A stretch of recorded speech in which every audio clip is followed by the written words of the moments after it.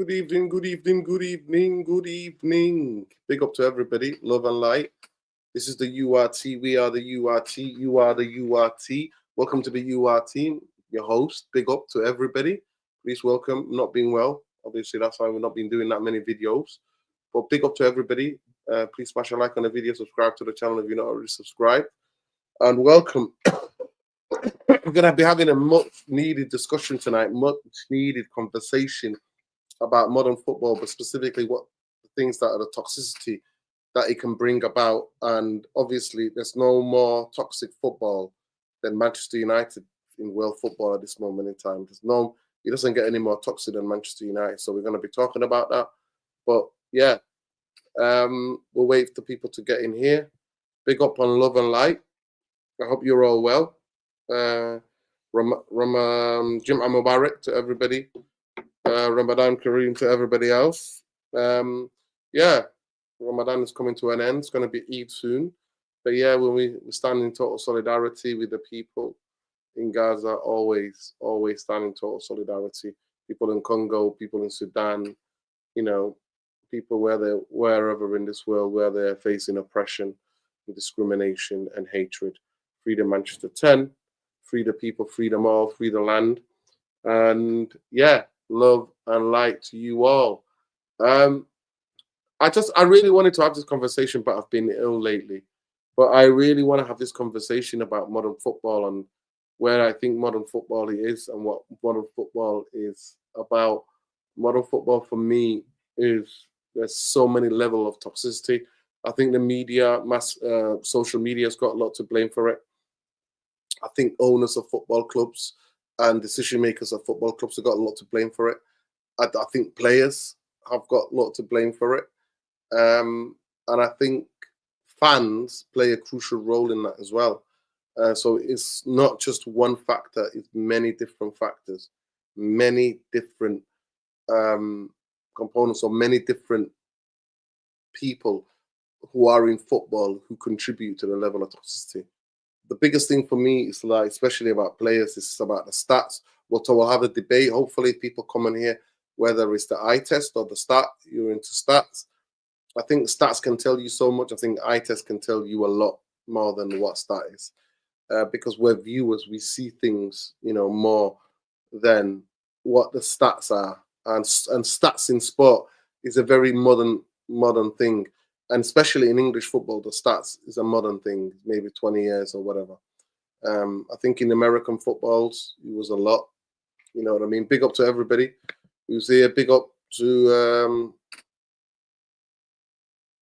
because how do you say your name, bro? You need to... Kazidri? Rigi. Kazidri. Okay, I'm going to go with Kazidri. I'm dyslexic, man. Forgive me. Big up Jamie Wayne. Twitter is a disgrace. Main cause of the shit stemmed from that. Salam. We're getting there, people. We're getting there. We're just sick of being people. Big up United, BT. Big up to the masses. Big up. Like I said, please smash that like on the video already. Subscribe to the channel if you're not already subscribed. But yeah, there are many different factors into football. Why football is toxic, and many different people have got responsibilities. I don't remember the term GA ever being used in 2004. Used 2014 and before. Yeah. I mean, we're gonna look at this. Where does the stats come on? Where does the GA, XG, and all of this kind of thing come in? We're gonna talk about that because I genuinely think it's muddying the waters. I really think that. Systems, football has become really too rigid and robotic and systematic. We've lost a lot of the flair players. I do believe that we've lost some of the flair players. We lose the imagination, the intuition. You coach that out of players, and I think the game becomes more robotic. Yeah. So we're going to talk about all of that, but big up to everybody. But I just wanted to bring you up to date on certain thing about Man UFC. Here we go. Yeah, big up, Lesso. Jump in, Lesso. I've just sent you the link. But yeah, we've got lots to Manchester United news. I just want to bring you up to date about Manchester United news. Apparently, somebody called Luke, somebody called Shaw, is back in training. Yeah.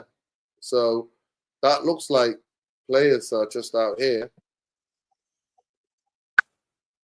So if you just bear with me, I'm just describing to you players who are back from injury, and it happened to be Luke Shaw and a lot of the players who have been injured. So yeah, it looks like there's some good atmosphere. People getting slapped around the head. But at the end of the day, how long before is he gonna get injured? Yeah, how long before he gets injured? I mean, somebody's like, honestly, I got to show you this, guys. I got to share this with you. I've got to be able to share this with you. Let me just show you.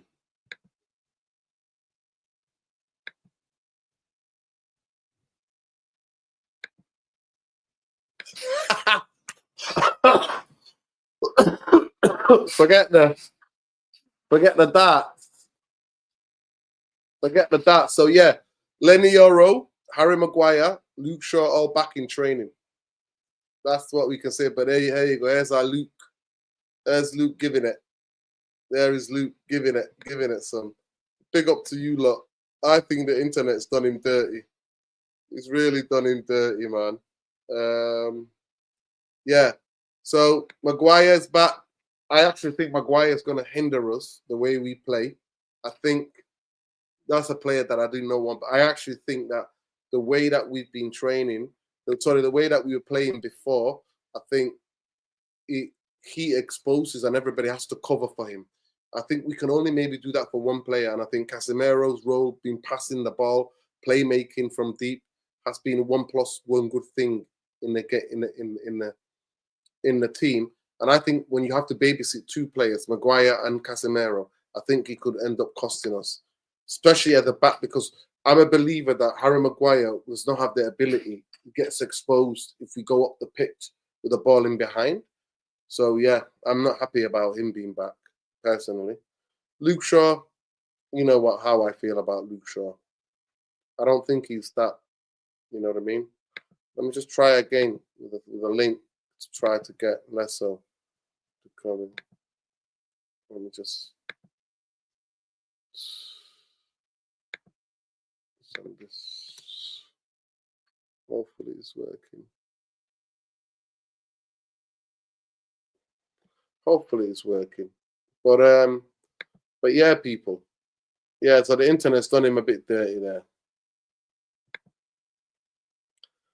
Internet's done him a bit dirty there, but so that's a bit of news that players are coming back, and that's one good thing that's happening, people. That Euro is the least back. Euro, we're gonna need Euro. We're gonna need Euro in terms of he's got experience playing against Leon, and he'll know a bit more about certain players in the Leon team. So yeah, I'm going to ask him what is supposed to be toxic about football. I don't see it, but that's maybe just my own ignorance. Well, big up Twain Lannister. Lannister, yeah. Big up to you. Because if you're a Manchester United fan, Manchester United have been the most toxic football club in the last 12 years. So we're going to look at what happens in terms of toxicity in the football clubs. But we're looking at that. We're looking at what is it? Is it the fan base? Is it the football club? Is it the players? Is it the social media? Is it the, Twitter, X, whatever you call it now? We're going to be talking about that. Modern football is toxic. It is. It is toxic, bro. I don't know if you've been under the rock, but it is toxic because the pressures on young players were allowed to develop. People used to be able to go, okay, he's a young player. They're coming in and out. People would still have the same thing about it, but coaches and managers understood. Now, certain players get played to death. Why is that? Why are certain players being played to death? What is it? What is it about? Why should that happen? You've got 20 people in the squad. Why are you using certain players to death? I look at, for example, it's not just United, it's Liverpool. I look at Arne Slot at Liverpool. He's got all these different kind of players on the bench that can actually come in and actually be part of the team. But he picks the same players all of the time. And I think that's cost him. I genuinely think that's cost him in terms of being able to compete in other trophies. I look at our own. I look at Ten Hag playing young players to death, relying on them to carry you. You never used to see that before. You looked at this experienced players to be able to carry the team, to be able to be there. But playing younger players to death, I see now with Amorim playing Diego Dalot to death. Diego Dalot apparently has picked up some incredible techniques from Cristiano Ronaldo in terms of the recovery he has. But we see when he's on a football pitch, mentally he's not there. He's mentally and physically fatigued. He might recover good and his numbers might show and his stats might show, but you have to be mentally fresh as well. So yeah, there are lots of things to be young player comes in and if he has a one bad game, boom, his career is over. See you later. That's toxic. That is toxic. A new player you just signed comes in, doesn't settle in straight away. He's the worst player in history. That's toxic. That is toxic. And then the overusing of stats. Football is a team game. You have to have many different characters. To use stats about GA and XG and all this. Nah. To me, when you, like before, stats came into football, it was the eye test. You saw what you saw. Players played well. Players sometimes played badly when they weren't in form. When they were in form, they were superb. But players used to get that bit of grace. And now, modern football fan, it's like, no, you have to be like I call it the Cristiano Ronaldo-fication. Cristiano and the Messi for football-fication. Those two were phenomenal. Like years, season after season, goal after goal, the consistency. Not every football players are Messi or Ronaldo. And then you've got things like Football Manager. Then you got the FIFA generation. Then you got all of that. And then these people are human beings. They're not going to play amazing every game. But the thing about football is that if you've got really good 6 players on a football pitch, they manage to be able to lift the other 4 outfield players. They manage to lift their game. They can sometimes lift, you know what I mean? Not see and lift that. But yeah, there are a lot of toxicity in football, man. And honestly, I genuinely do not know how you don't see it. Yes, exactly. That's a big thing as well. Football management, how football is managed. Players are burnt out to death. It's all part of it. The expectations to win all the time. Players are going to play bad, but it's about getting the core football where you can get core. But I don't think you can do that. Instead, everybody relies on a system. And systems makes football more robotic and it's got the flair out of the flair that which we all fell in love with football. The flair is gone. That flair is gone. So yeah, but I wanted just to go back a little bit of the Manchester United news. So just to tell you guys, big up Lesso, big up bro, welcome. Big up to the chat as well. Smash the like Yeah, button. big up. So I was just saying, just catching up with a bit of Manchester United news. Luke Shaw, Lenny Yoro, Harry Maguire all back. I mean, to me, I think Lenny Yoro and Maguire back in training. That's what I can get. Before that, I don't think anybody else is back in training. But that's where we're at in terms of those two guys. How you doing, bro? How's the weather in Southern Africa? How are we doing?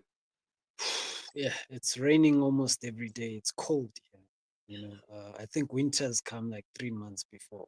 So, yeah, we just basically trying to keep warm and flu free, So yeah. How are you feeling? Yeah, I'm getting there, bro. I'm not being great. I'm not gonna lie to you, but I'm getting there. Yeah, wishing you the best of luck. Yeah, yeah, man. Big up. So winter's come there. So what time of the year is this now? Is it winter? It's supposed to be autumn around this time. Uh, but Through the now, summer. since with yeah, though summer's gone, it's done. It's supposed to be around autumn right about now, but it's winter time. Trust me, it's very cold. Every single day, you just don't understand what's happening. But the weather is just all over the place. Is it But yeah, raining? Is it we just raining? yeah, it's raining and it's cold. So yeah, it's not supposed to at this point in during the year. It's supposed to be a bit warmer and with a bit of rain, but not rain and while it's raining and it's cold at the same time. It really doesn't make sense. But yeah. Yeah, big up, man. Big up. Big up to you, man. Big up to you, Lesso. We're just talking about how toxic football is, Lesso. Lesso, what generation are you? Were you born in the 2000s? In the north? What? Were you born in the 2000s?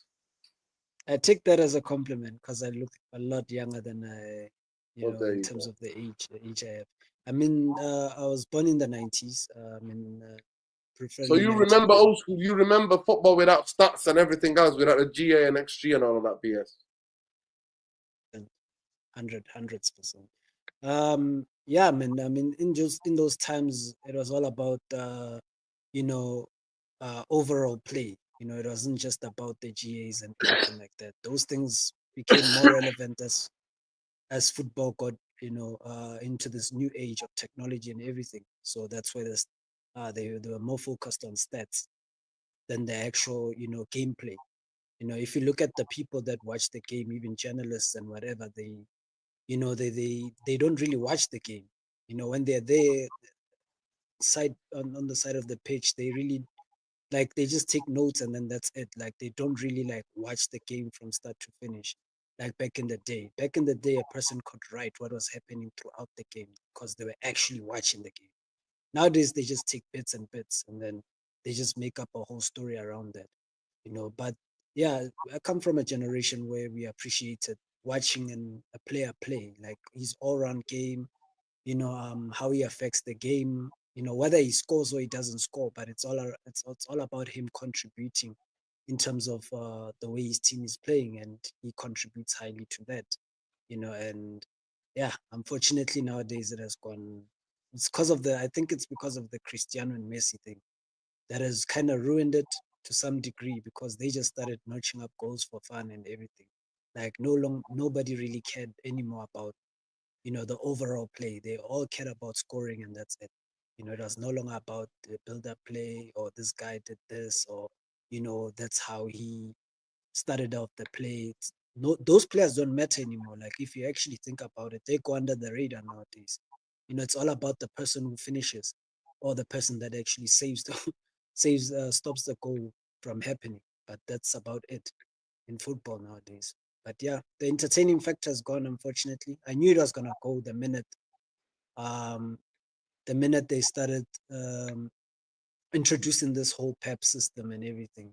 I knew that when most teams started trying to adapt these kind of systems, Flair was gonna leave, and they also started booking players for actually dribbling.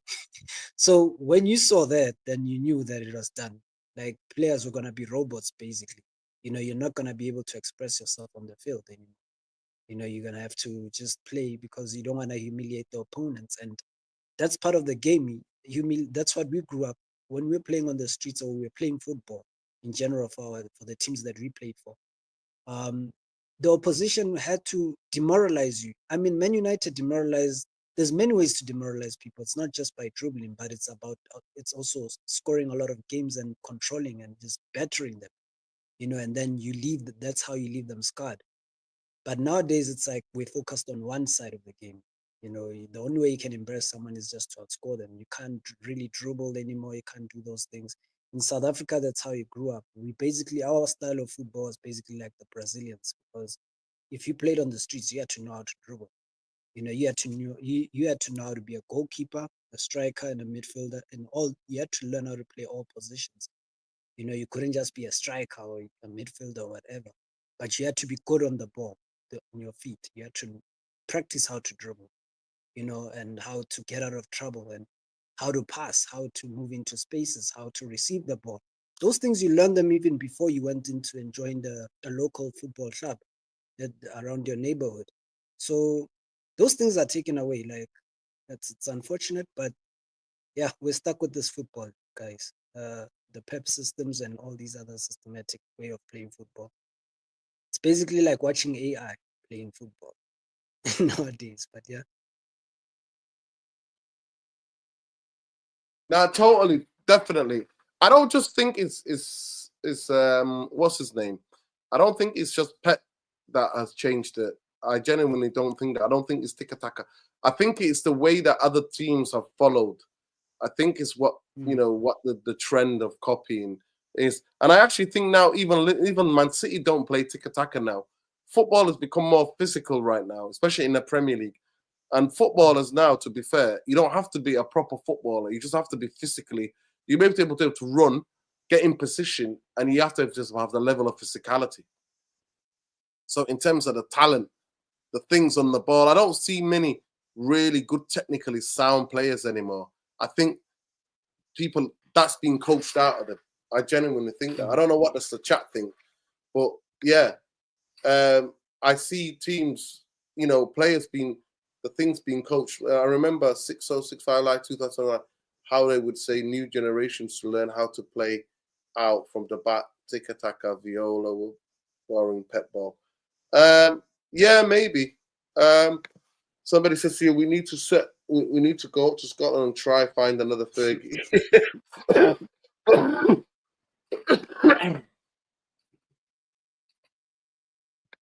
Big up Yoris says Sofa score and flash score have also contributed to this deterioration. Yeah, Zidane and Maradona example don't have a high GA. Yeah, even somebody who doesn't have a high GA is somebody like Iniesta. But Iniesta, oh my God, he would do things on a football pitch that made you go, "Wow, what a player he was." You know what I mean? Yeah, big up Noah, man. Big up to everybody. Love and light. Big up to all of you lot. But yeah, it's not easy. Yeah, it's not easy in these streets, man. It's not easy. Highland is a good example. One of the best strikers we've got today, and he can barely hold up the ball. Yeah. I think there is something to that, definitely. I think there is something to that. Yeah. And I think it's the coaching. The coaching as well as actually led to a lot of things, in terms of development of players. They no longer focus on the fundamentals if you look at it. There's no way you can tell me that all of these players are, all of them don't have talent and they're not good enough to be able to hold up the ball or do these sort of things. It all boils down to development, because these development structures, there are people in development structures are being told that this is what we are going for, and then you guys need to teach these people this and that and leave these fundamentals out. This is the direction we're going in, because there's no way you can tell me these players are all incapable. So the coaching as well has contributed to this. Even the defending is atrocious nowadays. The art of defending used to be something I grew up looking at. Like, we knew how to mark a person, men to men type of marking. You were responsible for a singular player. If that player got past you, you were to blame, or if at least would have maybe, if that player got past me, then someone else would be ready to, try and save the situation. But you were solely responsible to mark a single player, and nowadays you don't see that. Like, a lot of players genuinely cannot mark. I see so many players that get easily get passed. They easily get passed by someone. Not even, they don't have to do this all ridiculous skill. They don't have to perform a ridiculous skill to go past an opponent. They just easily go past them. You couldn't do that in the 90s or early 2000s. You couldn't. It was very tough. You had to pull off something to go past a defender. But nowadays, I mean, even the zonal marking, all these other things, they encourage and building from the back when you're being pressed already. Like, the goalkeeper no longer kicks the ball up the pitch. Building up from the back also increases the chances of conceding, because you are gonna make mistakes. There's no way you're gonna go through an entire game and you're not gonna make mistakes from building from the back. It's no way.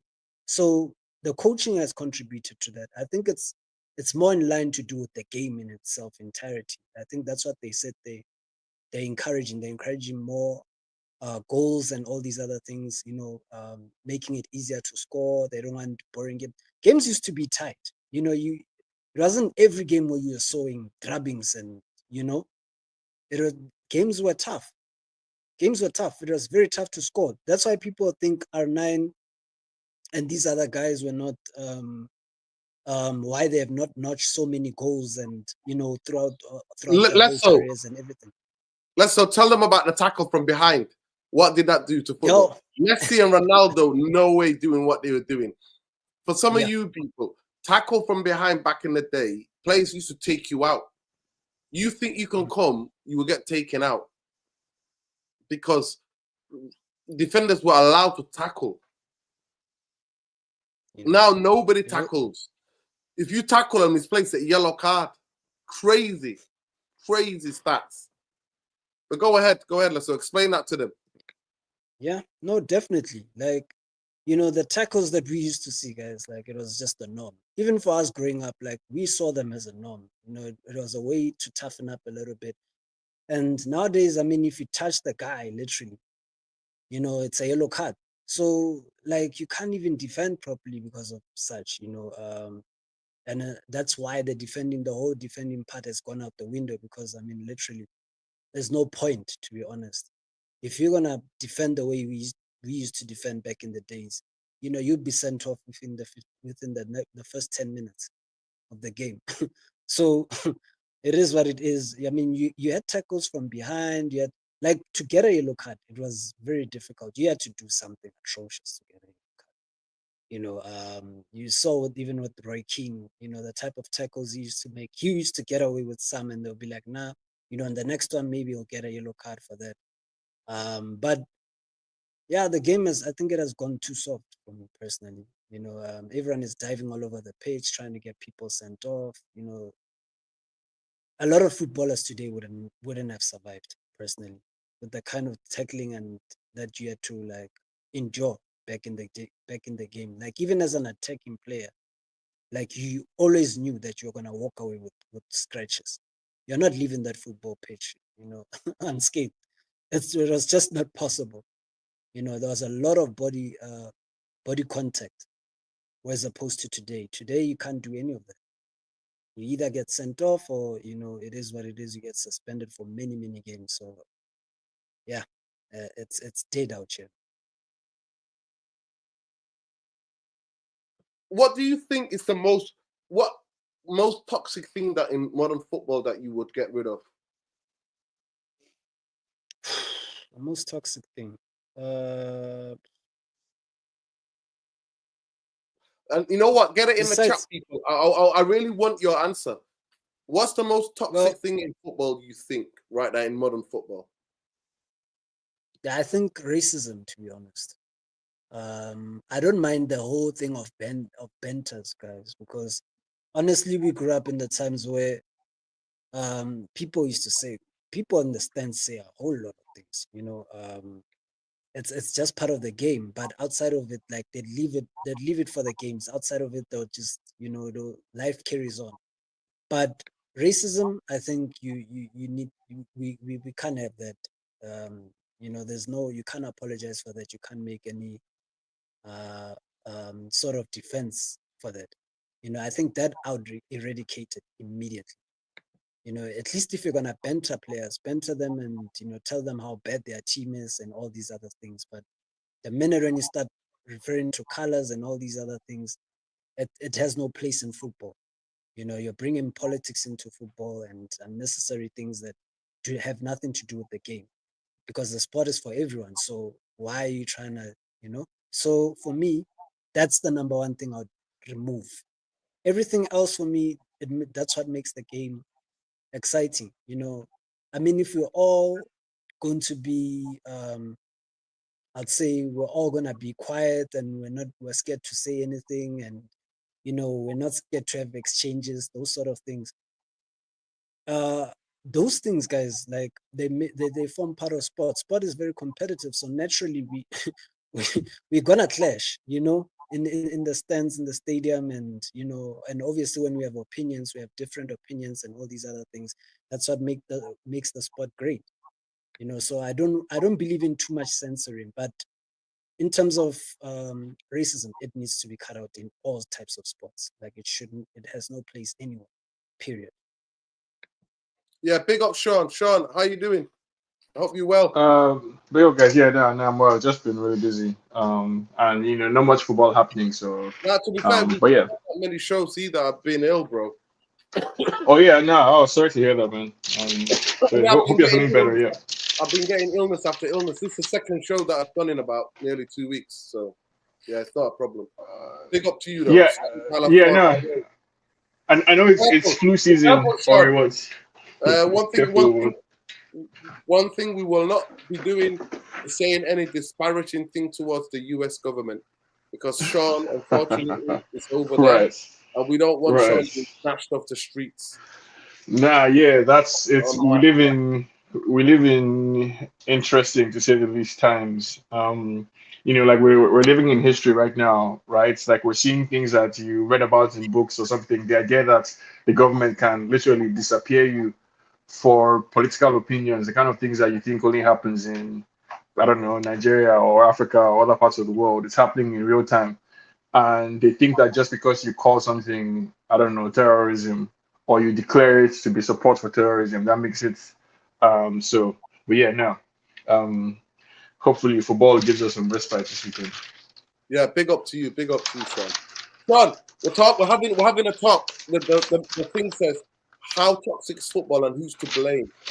So I think it's a topic that you might have very interesting things to say about. Uh, But yeah, can I ask one thing that's making football toxic that you would like to get rid of? What do you think would that be? well, I mean, I wouldn't say that I would like to get rid of because I don't think there's any way to get rid of, what I think is the driving force. But I would just say the social media fan, I think, behavior, right? I think social media is ruining everything. It's ruining like our personal lives. It's ruining relationships between men and women. It's ruining politics, and I think it's ruining football in general. I think what has happened with the advent of social media is that with the advent of all these 10-minute clips, best of highlights, etc., etc. Footballers don't have to achieve much to before in football, your notoriety was tied to your actual performance. It was tied to your achievements as a footballer. You became great, you became popular by actually doing stuff on the field. Whereas today, and I hope this doesn't trigger anybody, somebody like Sancho or somebody like Rashford, right, or all these players who become icons in their own rights, are able to do so without having actually done much on the pitch. But because of the relationship that they have with the fans, because of their social media presence, they're able to amass like kind of status essentially. And I think that's kind of what is destroying the game. Because when you're buying a footballer today, not only are you buying the player himself, you're buying his social media following. You're buying basically how many ads he can sell you, all that kind of stuff. So I think that makes football toxic. And I think the fans, and this is my own personal opinion, um, I think fans, the power of social media is in its ability to, anonymize opinion. So again, previously, if you're watching football, if you're talking about football, chances are you're talking about it in real life, in the presence of other people like you, right? Or with other people basically in real life. But now everybody gets to just sit on their computer, and send whatever message they like about a footballer that they like. And I think that encourages really, I think, toxic behavior. I think now increasingly, especially with the advent of like YouTube, things like fan channels, and all that kind of stuff. Fan sentiment, I think now is a lot more aggressive, I think. And I mean, football has always been that way, but it was contained within the stadium. right? And there's something to be said for 90 minutes being 90 minutes of really high passion, and what happens on in the stadium, stays in the stadium, and that's the end of it.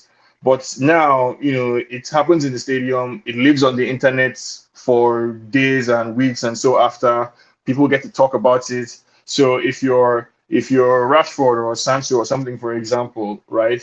Not only are you hearing the guys on Sky Sports talk about how poor you performed as a footballer, but when you go on YouTube, they're talking about how you're lazy, how you're scamming United, right? How you hate the club. I think the social media in general is ruining our lives and is ruining football also, and creating, I think, like a kind of toxic relationship between fans and the sport that we all used to love, and I guess we still love. Just to kick back against a lot of the things that you said, Sean. But what about if, for classic example, there's no more toxic football club than Manchester United? But do you think because of the ownership model, the way that we've been run for the past 12 years, do you not think fans have a right to kick off about that? Yeah, I think fans definitely have a right to kick off about it, right? But if we're having the conversation, then it becomes a conversation about like emotional intelligence and what's appropriate when and how, right? If I'm having a conversation with you, or if you're talking to somebody in real life and you're angry at them, it's perfectly reasonable to weigh your anger against what's appropriate in the moment, how you communicate. So it's not just what you say, it's how you say it. I think that's something that's commonly understood. But what I'm saying is that the internet gives people license to abandon these commonly understood and commonly accepted principles. Basically, it gives you the freedom to be as radical, and I'm a victim of this too, right? But the power of the internet, the power of being able to, as I'm doing right now, speak behind a screen. And even if I was showing my face, right? It's like nobody knows where I am. I'm in my house, you can't reach me, you can't actually get in touch with me.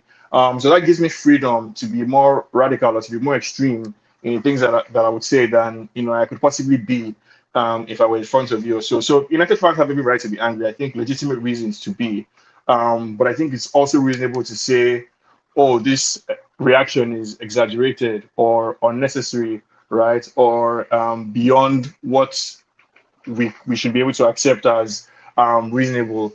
I'm just saying that, like, while the feelings are definitely legitimate, I think what the internet does is encourage or incentivize the worst aspects of our behavior. And like I said, it's happening in all basically aspects of our lives. It's radicalizing everyone for extreme opinions.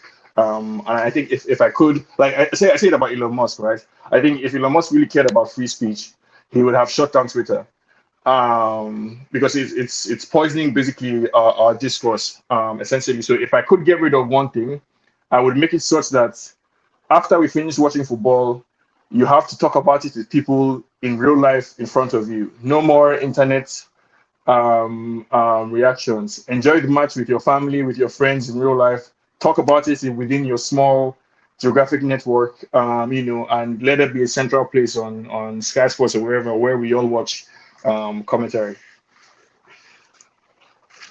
Yeah, that's interesting. Let's so. What do you think about that? The same question to ask you. Do you think that the toxic culture that exists, that especially in our football club, from the owners to the people who run the football club, to the players that we've signed, to the toxic football that we've seen on the football pitch, and the fans being toxic in turn, getting dragged into that? Do you think do you think that fans have that? Do you think that fans can be the only blame to be blamed? I think for Sean, I agree with a lot of the things he said. I think social media, I think the algorithm buzzes off this kind of like toxicity, doesn't it? It kind of feeds. It's like this. It's like almost this Franken monster, isn't it? Where Yeah. it feeds, like, and then all of the all the vulture things, and then you've got all the bots as well now. You've got rage farms, don't it? You've got bot Yeah. farms, and which adds to the discourse, and I always put it down to the billionaire class, me personally. But in terms of looking at the toxic, Manchester United is one of the most toxic football clubs. We are because No. we're Before Leslie jumps in, right? Like, I think the important point I'm trying to make is that, like, and why you shouldn't make it about the billionaire class is that the media we get and the social media we see, it's a reflection of us as people, right? I think of the most popular TV shows, the most popular music. We like drama as human beings, right? We like Yeah. drama. We are attracted And to that football type of is, thing. that's why I say football is the greatest drama, because it's unscripted. You're never going to know what's going to happen. Yeah. Mm. Yeah. Sorry. Yeah. But the point I wanted to ask, to make it specifically, I think Manchester United, because we're Manchester United centric, we've lived it in the last decade because we're a football club that was stable, that was challenging, not winning all the time, but was challenging. We had we bring young players. There was stability. You know what I mean? We had a person at the helm who knew what he was doing. He leaves. The vacuum is created, and then the Glazers get exposed for who they were because Fergie wasn't protecting them and papering over the cracks, as as he was doing.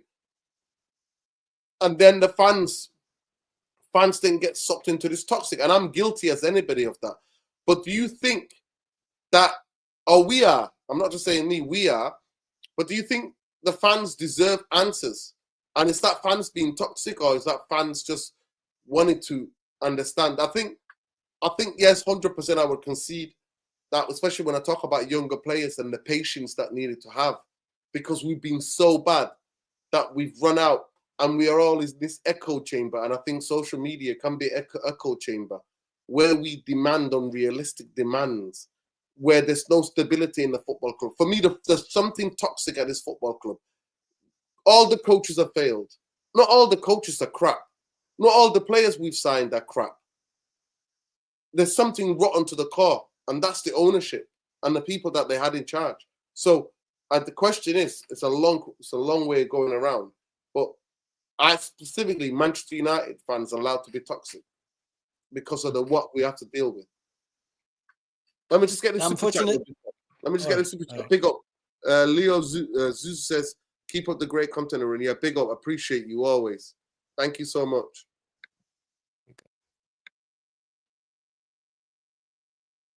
Go ahead, Leso. All right. Yeah, I really can't blame fans for being, to be honest, for being toxic. Like I say, this is, at the end of the day, people forget that this is a competitive sport, and people don't like losing.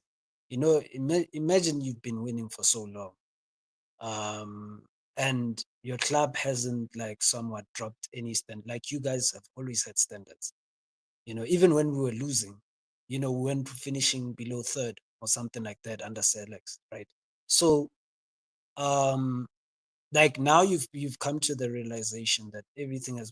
Well, I do know that fans obviously they were intelligent enough to know that Selex was keeping basically the ship afloat during that time. He was masking for every problem that we had within the football club. Now, the whole thing like just unravels. I think it's more or less, it's something that they knew was there, but they kept ignoring it. And when you keep something inside, and then when it unravels, it becomes much more greater. That's exactly what happened. Everything imploded the minute Alex left. All those doubts, or when this guy leaves, we know that we're screwed. It was right there. Everyone knew it. Like if you watch, if you were there during that time, and you were having discussions with people. I remember having discussions with my mates as well at school. We always had that discussion that, when Selex leaves, we're screwed. We're literally screwed because we know that the owners we have are literally crap, and they don't want to spend money. They don't want to reinvest in the club. So it's going to be peak. I made that peace before Sir Alex left. I don't know. Others didn't make that realization. I think they just pretty much continued living in this dream that will just somehow continue and become stronger or whatever. Something will just happen for us to continue winning. And that was just not possible. That wasn't possible. So I think it's the delusion, and as well as the being hopeful that that will have continuity and all these other things. And I think that factored into that, and that's why fans are right now, they're like toxic. Nobody has the patience anymore. I mean, let's say, like, And I don't I applaud. Hmm? I applaud the insights, right? Or the foresight, I should say, sorry. Being able to see what was coming from that time.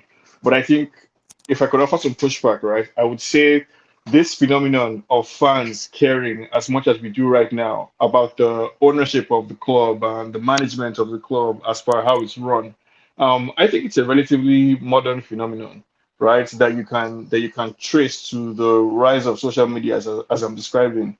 Now you can say that like recent events brought it to light, right? The failures of the Glazers, led to a focus on the management. But I see the same thing with Arsenal fans, with Chelsea fans, with Aston Villa fans.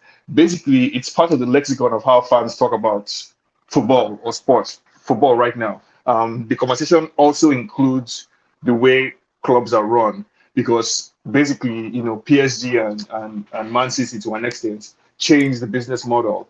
And somehow this entered into the conversation. So I think it's a modern phenomenon and part of what social media has brought basically into the discourse, right? The idea that, and again, part of why I'm romantic about football in the sense that, like, I think, you know, what happens 90 minutes when the whistle blows, anything can happen, right? So I firmly believe that the all the teams essentially post Fergie they tried to win.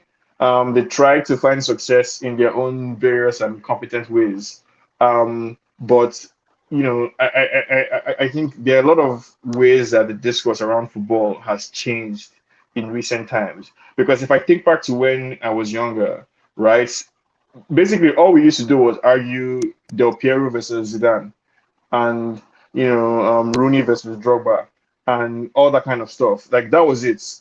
To a large extent, that was the extent of football arguments. It was who knew more facts about the history of the World Cup and of football in general, big up Travis, all that kind of Yeah. stuff. Who was better, Rooney or Drogba or Fabregas or Paul Scholes? That was all we used to do. Now, every single football fan is a tactical expert, is an expert on football finance, is an expert on football business and history and all that kind of stuff. And I think that's again is part of what this new social media, everything everywhere all at once certification of things is causing. So I don't think it's as genuine as it's being presented. I think if we're winning, if we're successful on the pitch, people wouldn't care as much about the ownership. And you could say that the reason why we're not successful is because of the ownership. But that's a much longer conversation. No, but I think people did care about the ownership problems. We already had like the whole protest, before even the Glazer stepped in, because people understood what kind of an That's ownership true. we're getting. Yeah, and we still and the others decided to leave. I mean, we still have the United fans that decided to leave and form FC United, because they couldn't stand and they knew what the Glazers coming meant for Man United. When you move from a club that's well run and it's an oil functional club that ran itself literally, it didn't need anyone from outside to do this or do that. We're a club that was self-sustainable, and now we're bringing in debt, and voluntarily debt, putting it on that football club for us now all of a sudden to now have to pay back that debt and not be able to spend our money, and all for these guys to just keep taking money and for us for not reinvesting it ever again into the football club. So I think that thing angered a lot of people because it didn't make sense if from a financial stance it did not make sense in any way you looked at it. So that's why I think frustrated fans, because they didn't understand how Man United became a political ploy now, because you had Sky Sports trying to also try and buy Manchester United during that time. I remember that, frankly, that during that time. And Man United was just a club that was all over the place. So um, people could not understand what was happening, and they didn't know how to personally express themselves because they've never seen this before. This is something that just literally, you don't understand how this was allowed to happen. And it was over like Sir Alex, over the horse that selects the horse race that selects apparently lost, and then we lost out on that previous ownership, and then we got with the Glazers. Like, it's over stupid things like that, like a downfall of a football club being screwed over by something as dumb as that. That you can't write this stuff. So I think that it murmured from that time. It murmured, and people were like, even now, like, for example, I mean, when the Qataris or all these other people were offering to try and buy Manchester United, the narrative was, oh, there's human rights, there's human rights issues, and all these other things. When these same people are trying to buy Man City, they're trying to buy Newcastle, they saying a different entire story. There's no human rights problems all of a sudden. There's no longer all of this other sports washing that they all talk about. It's great when it's happening with Newcastle. It's great when it's happening with Man City. When when Sir Jim wants to buy Manchester United, oh no, it's the greatest thing in the world. You see, these sort of things, you can see that Manchester United is now literally is a political ploy. You can see from a mile away. There's nothing that doesn't scream, suspicion as that.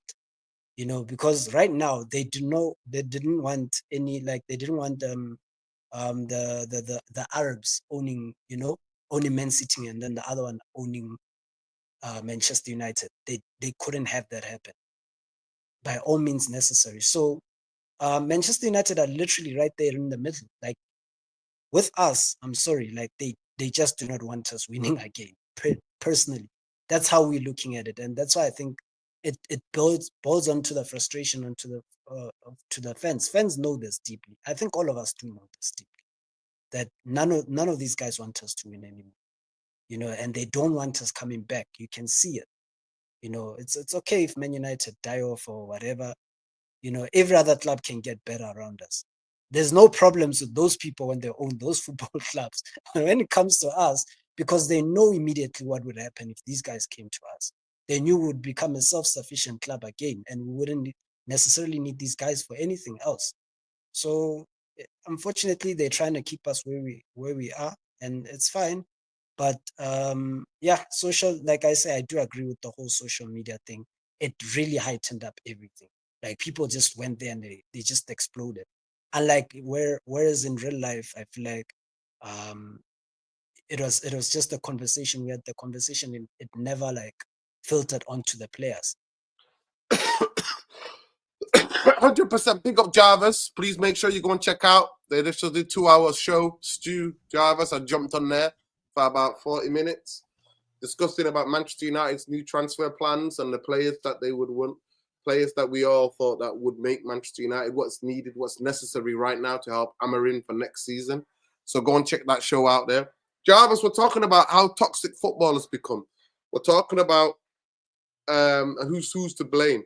So the question I've asked Lesso and I've asked Sean is that if you could take one toxic thing, so elements of the toxicity, to me, it's about fan culture, it's about social media, it's about media clickbaiting people, it's about how robotic football is now become. It's about players being overplayed. It's the competitions like FIFA, UEFA, thinking that players are robots. So much football being played. It's about expectations and patience. If you could take one thing away, one thing you think is one of the biggest causes of the toxicity in football, which one do you think it would be? Yeah, first of all, Noradin, what do you mean when you say toxic? I What do you mean, mean? What's what the I mean by meaning of the toxic, word toxic? Do you think it's what unbearable, or is it just like too much banter? Or no, stop banter. No. I'm not talking about no? banter. Banter is something else. Toxic is the fact that football, the stat heavy, so it's aspect of it I see is the Americanization of European football. Or world football, not just European football. I see stats GA and XG being predominant dominators. I see things like players, no patience and development of young players. How there is just players either have to be good right now or they're shit forever. You know, Yep. players can't lose form. You know what I mean? Players can't rediscover form. You know, all those different kind of things. The amount of minutes players playing, coaches and football clubs playing players to death. Literally playing players to death. Yeah. It's about media, circus, speculation about players, whereabouts players thinking that they're bigger than that they are, you know, believing in the hype. It's it's the, like I said, TV schedules. It's about all of those different things. It's the overplayed. You know, there's so many football being played. It's about the players being played to death. No developmental plans, no strategy. The reason why I'm saying toxic, the reason why I've been thinking about this while I've been ill, Jarvis, is that Manchester United is one of the most toxic football clubs. Why? Why is it toxic? Because we cannot say hand on a hat, every coach or manager that's managed Manchester United since Fergie left have all been crap. Regardless what we think about them, regardless our personal views on there, we don't know these people. We just see what we see. I refuse to believe all of them are crap. I refuse to believe every player we signed is crap. But why have they all failed? Why has it all been toxic? So that's what I'm trying to understand. Yeah, but to add more color to this definition, right? Because I think it's a very important question. What Jarvis is asking about, what do you mean by toxic? You have to look at the outside as well, right? Part of what is driving the toxicity at United is that that's a club with the most attention, and I think we can all understand that attention breeds negative incentives. If there's a lot of attention on you, it takes a lot of personal strength internally to be able to stay level-headed, to be able to stay true to whatever principles that you have. So with attention comes expectations. With attention comes bad incentives. With attention comes a lot of scrutiny, basically, and all those things I think contribute to toxicity. And when I think of toxicity, that's what I mean. I mean bad incentives essentially that thrive in an environment. Yeah. Um, I just want to say I want to start with because it's a very good question, and why has it become like this? I think for me, at first I think of it's not just football. I think it's society at whole, and I think it started to when social media came in, but not in the beginning of the social media, but after a while, because I think big corporations, big tech, Google, all of this, they have algorithms. And I think these algorithms are creating what people are calling echo chambers. And especially you see it especially coming through with the big club as Man United because the fan base is so big. So you get divisions. And you could clearly see this in all of this manager in, manager out thing. You either Ten Hag in or you Ten Hag out. There's no middle ground. And there's a lot of people fueling the fire around this because they have their followers. Either you are in the Ten Hag in or Ten Hag out zone, and you get dragged into one or another block because of these algorithms. There's no way you can stay neutral and stay in the middle because you have to make a choice. And I think it makes a toxic culture, and there's no room for a real footballing um, debate anymore.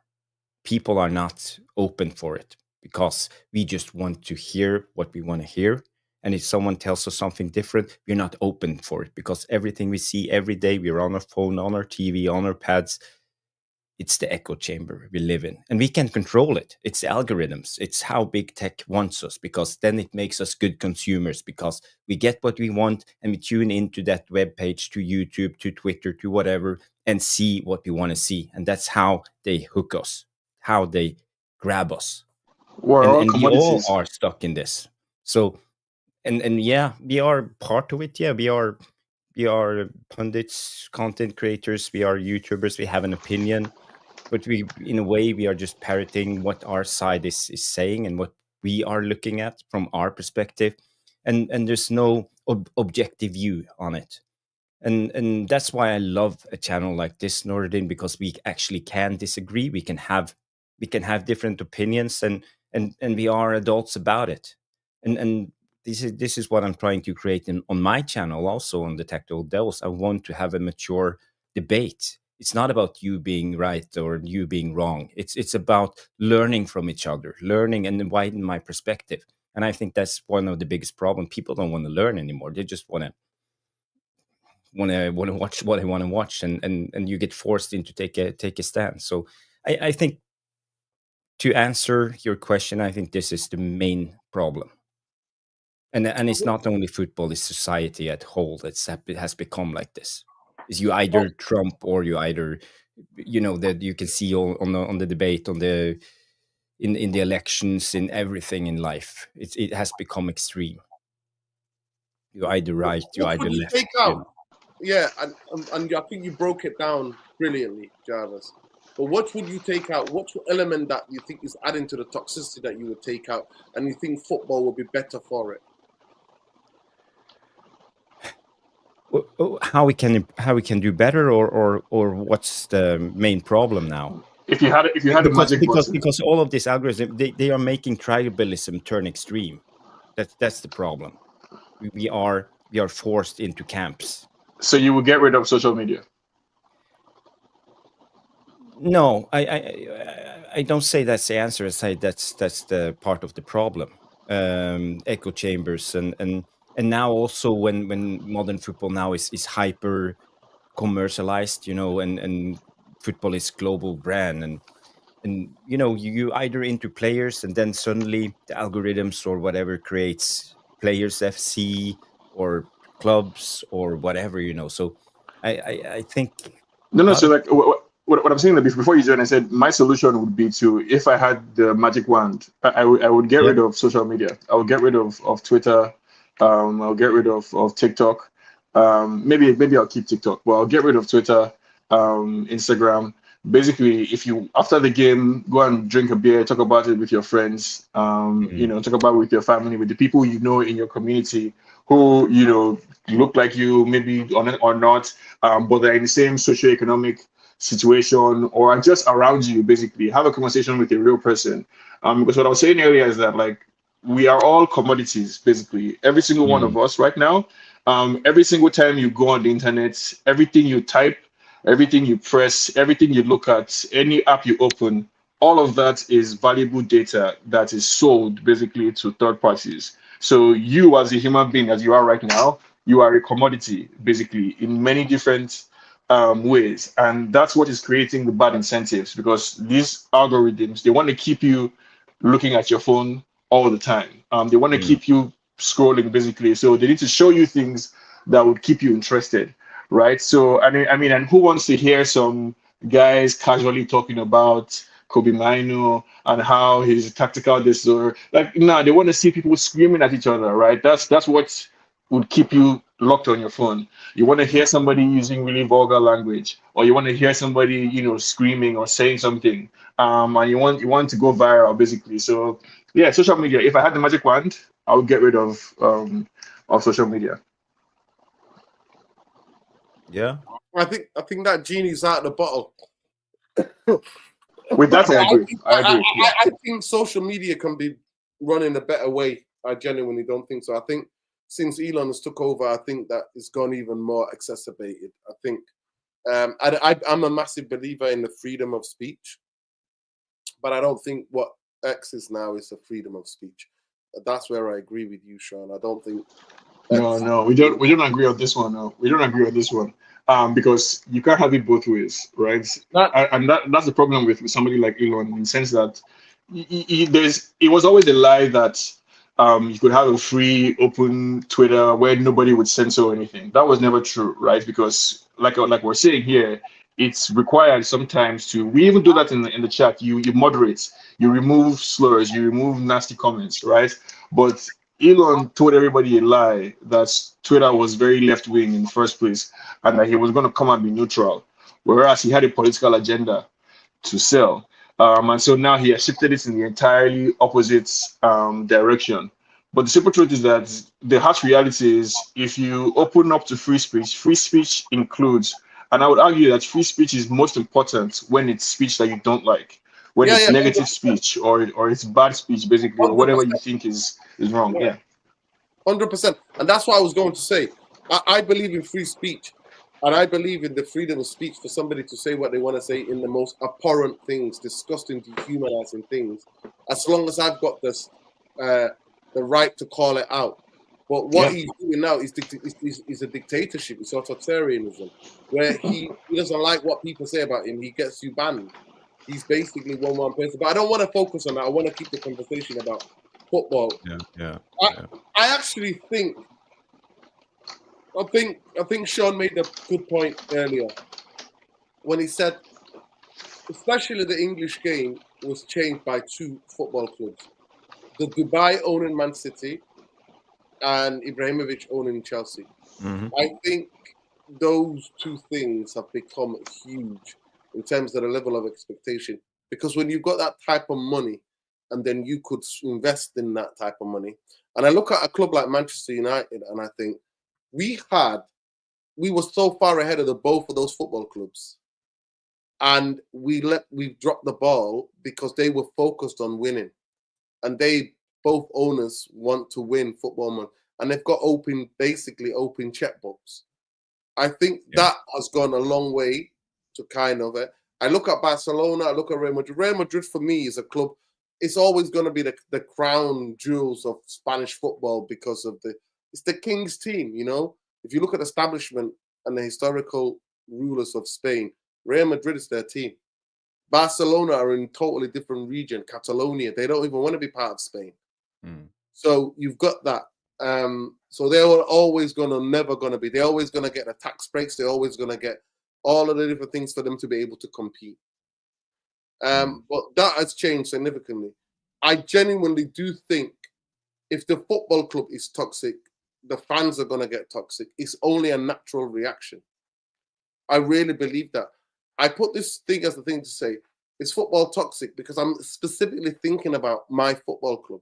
I'm thinking about Manchester United. And I genuinely 100% believe, and Sean, it's interesting to say that, and I'm glad that Lesso came in and added to it a little bit, but it's 20 years now. This will be this summer, I think, will be 20-year anniversary of Manchester United fans who broke away, 15,000 of them who broke away to go and set up FC United. People knew what the Glazers were before they even stepped one foot into the football club. Everybody knew about it. Nobody could see into the future, but we knew what their intention was because of the high leverage payout, and it's never been done to any sports institution in Europe before. So at the end of the day, we were protesting when we won 3 league titles back-to-back, Champions League finals back-to-back. We were protesting because we knew it was going to come ahead, and what's happening now is happening to the football club, where you've got a guy who's got 28% saying 5 years' time while he slashes treats it like it's a chemical company, treats the football club. Football is business, but football business is totally different than any other business. And when I look at that, I see that thing and I think, wow, yes, 100%. I think social media has added to, and I agree with you, everything about what you said, Sean, about the data. Everything we open is the data. And we've become junkies to social media, you know, like our brains, we're almost robots. I mean, I think we're 4 or 5 years away from somebody having it on their hand, somewhere where they can put a chip and people can I've already seen people paying for stuff with a chip in their hand. Like, yeah, that's what we're talking about, like the human and a robot and AI and what's going to do. But I do believe the football, I do believe, is the overplaying. I think that is a massive thing. I think FIFA, UEFA, what they're doing, I think is terrible. I think it's all about money making, and I think it's no good because football at the heart of it, it's entertainment business, but it's not like any other business, because football clubs are communities with heart and soul and blind support. When you support a football club, you blindly support them. You're interacting. They determine. Sean, you live in California. You live on the other side of the world in terms of how many hours. I think 7 hours or something like that. You're ahead, whatever, and you're watching games late at night. and it, you know, then it dictates your work. You know what I mean? However, your life, you know. No, speaking of ships that What have I'm saying to you is that your love of Manchester United dictates that. So no other thing in your life gets that. No other thing where you're not in control of. You know, you're in control. You're partly responsible for the love that you have in your relationships and the relationships that the human beings that you have in your life. But something that is actually there that you have no control, but then you've got this undevoted love is something that's different. But I just, for me, I've been thinking it's about not that different now. It's not that different, and let me flip it over like on the other hand to you, right? Because it's a perfect example. Me that is all the way in California. Lesso is in South Africa. Jarvis is somewhere in Europe. We all want to be able to watch United when we want to, right?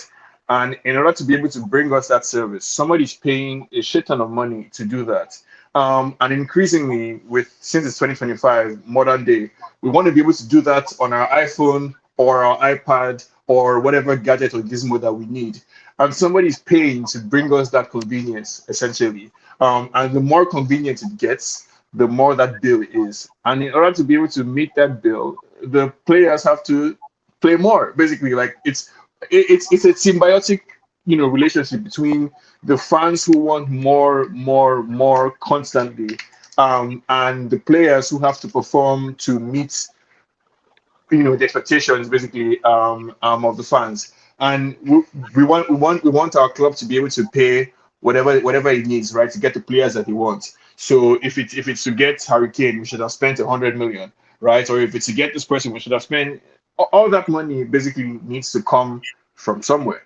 And unfortunately, right, it means that the football clubs, the football legislative body has to get creative with how they make that money. So it means more games.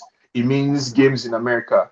It means Premier League games in Saudi Arabia or in wherever, because they built this brand new stadium and that can take 100,000 people in somewhere in New York, and they need to bring the Premier League there. It's where it's going, right?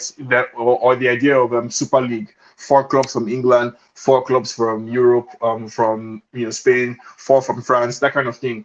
We are going in that direction because they need to come up with more ways to entertain an insatiable demand, basically, for entertainment. There's no way around it. okay, yeah, I mean that's a point for you to have. Actually, just to go off of that, I genuinely do think football is going to come change.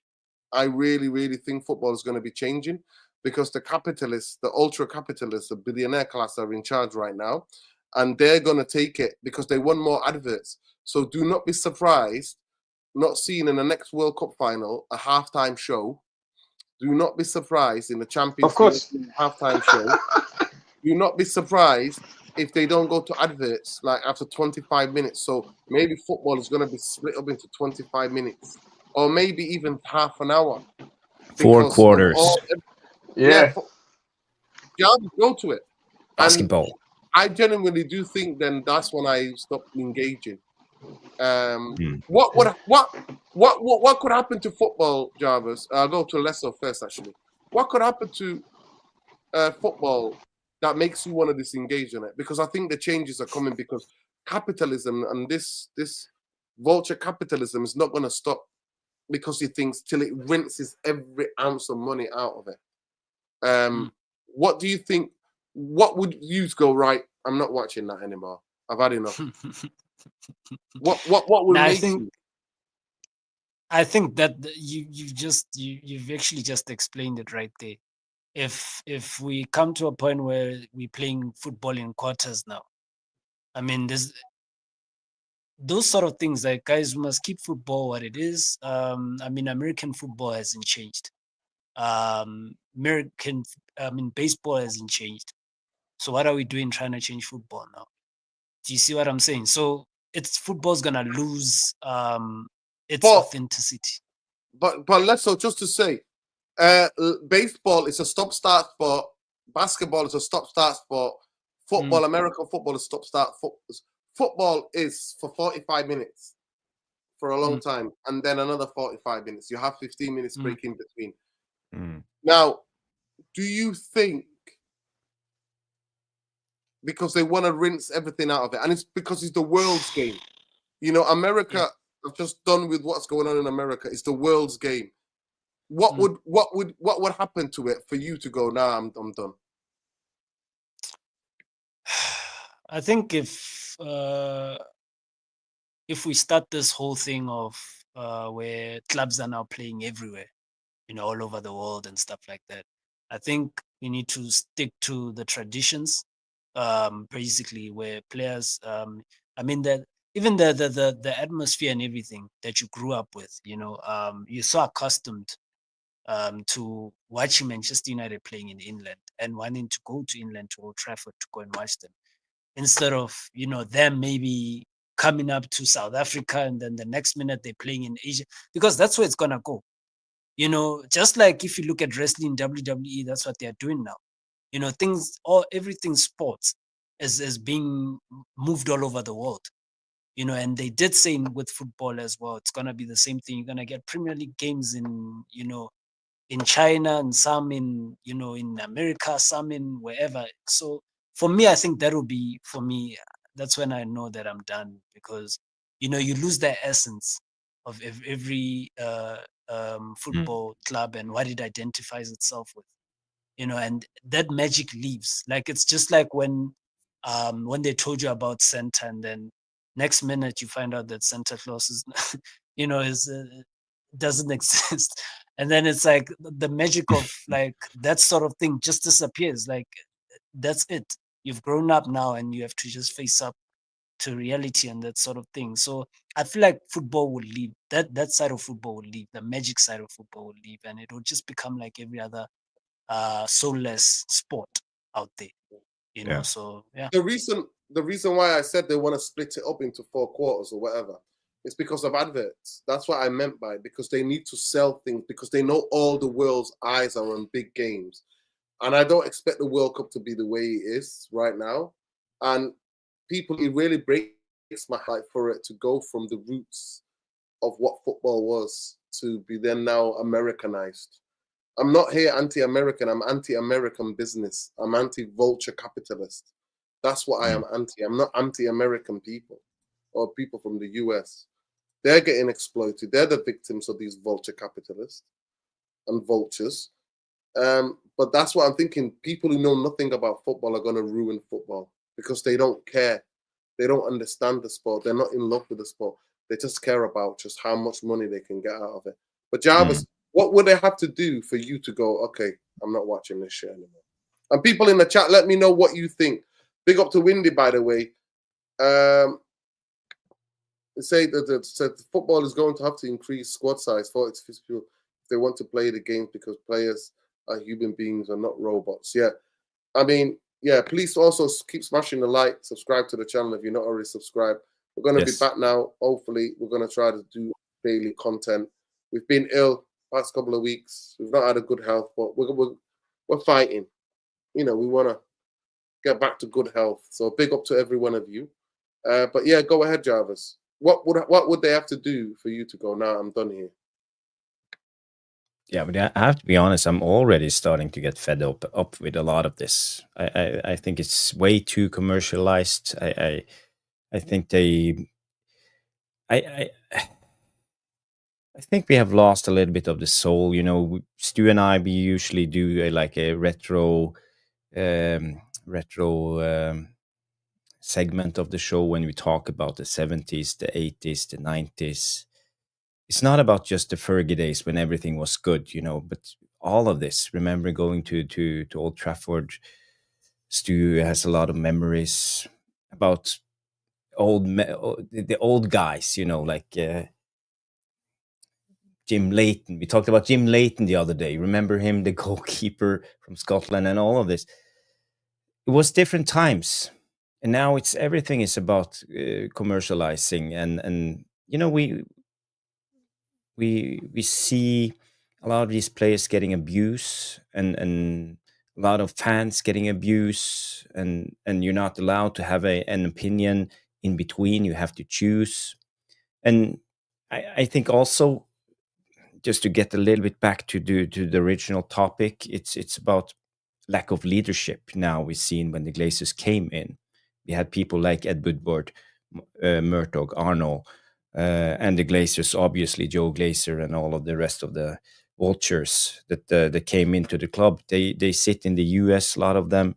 They're not participating in being leaders of the club, and now we have weak leaders, and this is a result of weak leaders, because when you have weak leadership in an organization, the culture rots, and you always say the fish rot from the head down, and you are completely true. And when you think of it, it's not just the players or the manager that's affected, but it's like you have the organization, you have the head of communication, head of marketing, head of PR. All of them are on their own, and they're just working for their department. They have no wider vision of how the club should be, and that's why we see a lot of these.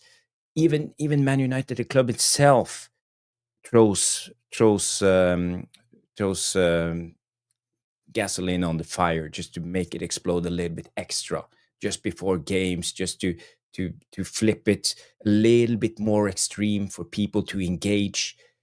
Yeah, they are doing their job. If you are head of marketing or head of PR, you're getting the views, you're getting the clicks, but you're not doing the right thing for the footballing fan.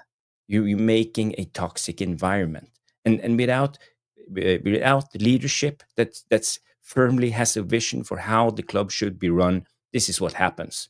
And that's why you see Man United are the most extreme out of all of these clubs. Yes, we talk about social media and all of this and algorithms. Yes, it's a big part of the problem. But speaking specifically about Man United, for me, I feel it's a lack of leadership. And it's been a lack of leadership for so many years. When we all know, when we had Alex Ferguson at the wheel, he had a vision and he run everything from the top to down.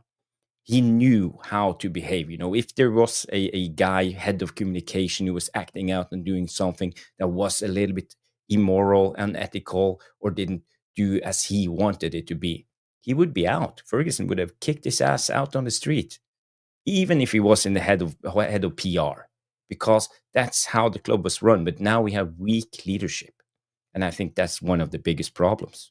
I don't know, Nordin, if you have felt it now in Manchester. And yeah, the commercial bit side of football has changed because of this. Now you have the Club World Cup coming up, 1 point something billion dollars prize money, $125 million to the winner of the tournament, for a tournament that no one even watches.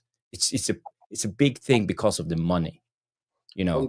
Why is it a big thing? Because of the money. Where's the prestige? Who was the last winner of the Club World Cup? Do anybody know? No one knows, because it's a tournament that no one follows. But suddenly it's a big thing because they throw money at it, and Yeah. we are like, wow. And how much money do you think they paid ESPN and Yeah. Sky Sports and everything just to make it a big happening? Because money rules. I don't care. I don't care who wins the Club World Cup. I No. don't. No, neither. I mean, that's the sad thing about even what happened to the FA Cup, Jarvis. How the Yeah. FA Cup's been demeaned now, and teams will rest because the Premier League teams who've just been promoted, who will get into the Premier League, would rather rest players for the league game than play in the FA Cup, knowing that all the romance, the giant killing, the aspect of it, the reason why we fall in love with football, where it kicks off and we don't going to know what's going to happen. Preston are going to play Villa. If Preston were fighting relegation in the Championship, they might rest players because they're worried about going into league. You know what I mean? So it's because of the money. It's like the money, man, is too much. The money ruins. Money has ruined many other incredible industries. And like I said, football, it cannot be like most business, Jarvis, because football isn't a bit. There's heart and soul. Am I going to tune in to watch that Club World Cup bullshit? No, I'm not. No. I really hope majority of fans don't watch that shit. I won't be watching it. No. I won't be watching it because that's We should like boycott it all. We should just. That's the way that's a Super League, Jarvis. Or that's the beginning of Super League. Yeah, some hedge fund have put it on. and watch the adverts. How many adverts they're gonna play? Watch how much the entertainment, halftime entertainment they're gonna have. All of that. Will be something else. Yeah. Yeah. But what do you think about the leadership I thing? see in this baller league, they got this baller league going on at the moment. Baller league where Figo, John Terry is set up in England. They're doing it. It's like so many aside. That's the future of football. Yeah. And it is so horrible to watch. Like, it's not real football. Yes, it's entertainment because celebrities and ex-players are involved in it. Yeah, I'd rather watch Legends. All the little tournaments about Legends. Have you ever seen that take off? No, it hasn't taken off. But that's what they want, because they want adverts. They want to be able to go after the break because it's interrupted. Baller League is what the future of football is going to be, and it's going to be really sad. Yeah. It's Well, gonna then be I think I rather start watching just the Norwegian Premier League again, and just follow Norwegian football. At least there's no money in it. Yeah. Yeah. And it's real competition, because then good teams being set up, good players being played, players being coached, coaches coaching the life out of players. You know what I mean? And then competing. But Noradin, about the lack of leadership, what do you think? Yeah, What's your thought? The lack of leadership, because people can be bought by it. There's no real leaders in anything now, Jarvis. Because But at Man United, why it's so extreme at Man United, as I said, because Fergie was papering over the cracks. Fergie protected the model. He was the director of football. He was the technical director. He was the club manager, and he hired coaches to. Remember, he hired coaches. He wasn't down there in the training. He was the head of communication, PR, everything. Yeah. He ran everything. All of that, all the money goes to that, where to pretend we're this football club. Then the actual real substance is stuff. So that's what we've lost, because that is where people got away from. The real substance stuff, which is what's on the football pitch and what's back of the house. How bad the back of a house is will come out what's happening on the football pitch. How much of a mess your football club is. Do you think the toxicity is only going to stay in the boardrooms? Or it's going to stay in and around the club? It's going to come and show itself on the football pitch on a Saturday. Yeah. Because you have to focus people. You have to now he's making Jim the Rat. He's saying only the players can eat fish and can have steak. The staff who are there making the food can only have sandwiches and fruit. Water. Talk about teamwork, Jarvis. Yeah. Yeah. Everybody had to be in it from it together. Go ahead, Lesso. Yeah. You've said it all. I mean, even the players right now, to be honest, they do resonate with the staff as well. They don't like what's happening with the with how Jim is handling everything with the staff. That they can't eat this, or they can't go to this match, or they can't do this, and all the choppings, which is fine. The choppings, it is what it is. But now you're restricting people from eating certain things because only these people can eat that.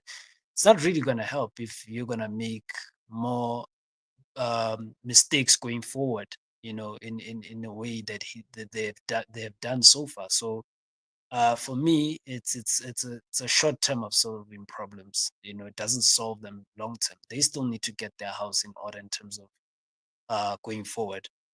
But yeah, overall in terms of football, I mean, Frimpong I think came out the other day and he did complain that the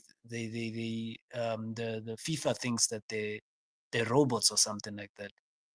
Players are actually apparently have been talking amongst themselves that they're not happy with these extra games. And they're not machines, and they're human beings, and they should be respected as such. And which is true, because that's why you're gonna get substandard football. Players are playing way too many games now. It's just not feasible.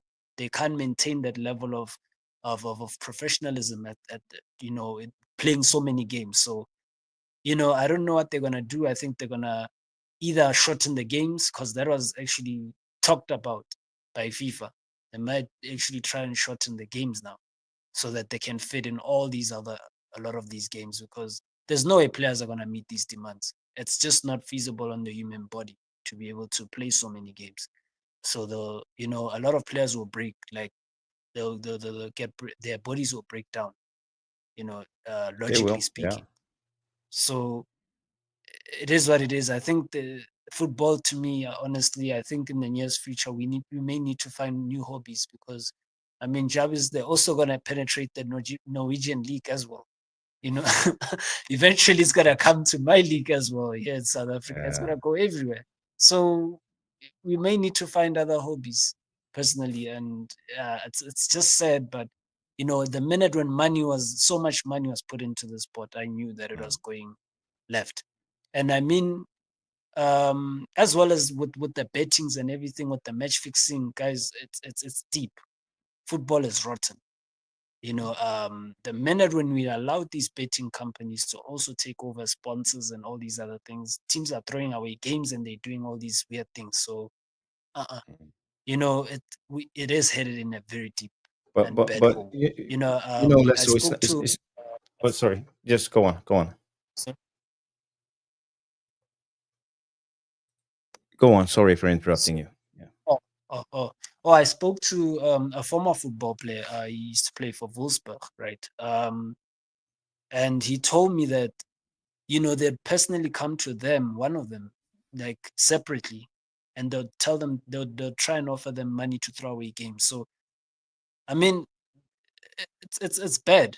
Football is just it's rotten. Like, that's why I say that when a lot of money is involved in anything, you even saw it with boxing. Matches are fixed. So it's very deep. It's It very is. deep, and yeah, it's one of those unspoken things, and unfortunately, yeah, we're headed to a rabbit hole with this Yeah, we are. But Lesso, I just want to say, a club like Man United, we could do something. We can do a lot to lead by example, because we are, I would say, at least one of the three biggest clubs in the world when it comes to fan base, and we could do something. We could change the tone from the top, and the official Our channels leadership of the can club put it. could prioritize a balanced message, even after defeat, and stop feeding like the fan outrage with the cryptic posts like here we go again, cliches, bullshit, and show more transparency, and they're not, because we fans, we are frustrated, but they should be more of a level-headed leader, as the club that we follow. And Man United could also redefine the club media culture. We know, for example, we stand together against racism, but we could also make like a call out for the toxic culture, and Man United could do this, start a trend for people. It could be more in fashion to actually speak out against the abuse, and Man United should invest in the fans, educate the fans, the community, the media, and even old ex pundits, we see them. They are actually one of the guys who are creating most toxicity around Man United. Ex players and pundits. Why? Because they are tooting their own horn. But they should be under the umbrella of Man United, and I think we could have done a lot, because we have a global pull. So we can actually influence this and make it a better place, because Man United should show better moral, better cultural responsibility, and they should lead, not just follow the trends. We are Man United. We are different. So I think they could have done something else. And it's not too late. They can still do better. But they're not. They're hiding. They're afraid. So, yeah. Yeah, 100%, Jarvis. Cowardly. Lack of leadership. And I think you're right. Leadership can determine the values, can determine the kind of the course, which direction that we're going to go, and how we're going to stay the course, and how to bring people together. Great leadership, that's what it does. It galvanizes everybody to do their part. Instead of coming out with models of a some super stadium that we don't know how long it's going to take to be built. Mm. You know, for me, the biggest thing, just bringing it back to Amarim, if they don't back him this summer, Jarvis, they have ruined that manager. He wasn't in my top 3, Jarvis. He wasn't. No, we know. Yeah. I had De Zerbi, Iraola, you know, I even Hansi Flick was somebody that I liked. But if they do not back him, if they do not back him and get him the players that he needs for his system to work, then it's going to be very, very difficult. Mm. Very, very difficult. So, yeah, it's not easy. It's not going to be easy what's going on with this football club and what he needs. But, yeah. But I think, Nordin, we can all look at ourselves in the mirror, as you said earlier on the stream. 100%. We contribute. Because we all, let's say we know 1,000 people and they know 1,000 people, so we're 2 persons from a million. You know, so we could all help and make this a better place as a Man United fan. Myself included, a lot of the times I'm way too toxic and negative against players and fans and all of this. So listen, but Jarvis, I genuinely do think we're not to blame though. We're just reacting to what our feelings is, because there's no leadership, there's no direction, there's no vision, there's no strategy. That's what we're reacting to. To me, most of the time, I'm angry because what's been done to the staff at Manchester United, how young players are thrown under the bus, how young players are overplayed. Mm. If you go and get the class of 92 Jarvis, they weren't all played to death. They were brought in, taken out, bought in, developed properly. Mm. Mm. And talk about Kobe Mainoo. That's why the club has tried to get rid of him now. And I actually wish him well. I actually think he could be one of the better number 10s for Manchester United. I think in this current system, his position will be a number 10. And I actually think he's got attributes. He's got that thing to get away. He can play on the back foot. He's press resistant to a certain extent. And we don't mind number 10s losing the ball in the last third, Jarvis. We don't mind, especially when playing against a low block. Losing it close to the goal is going to cost you problems. But I think he has to up his intensity. You need to up his intensity a little bit. But I think he's been overplayed, Jarvis. I genuinely think he's been, and the intensity is because his body's not even grown, Jarvis. Mm. His body's not even grown.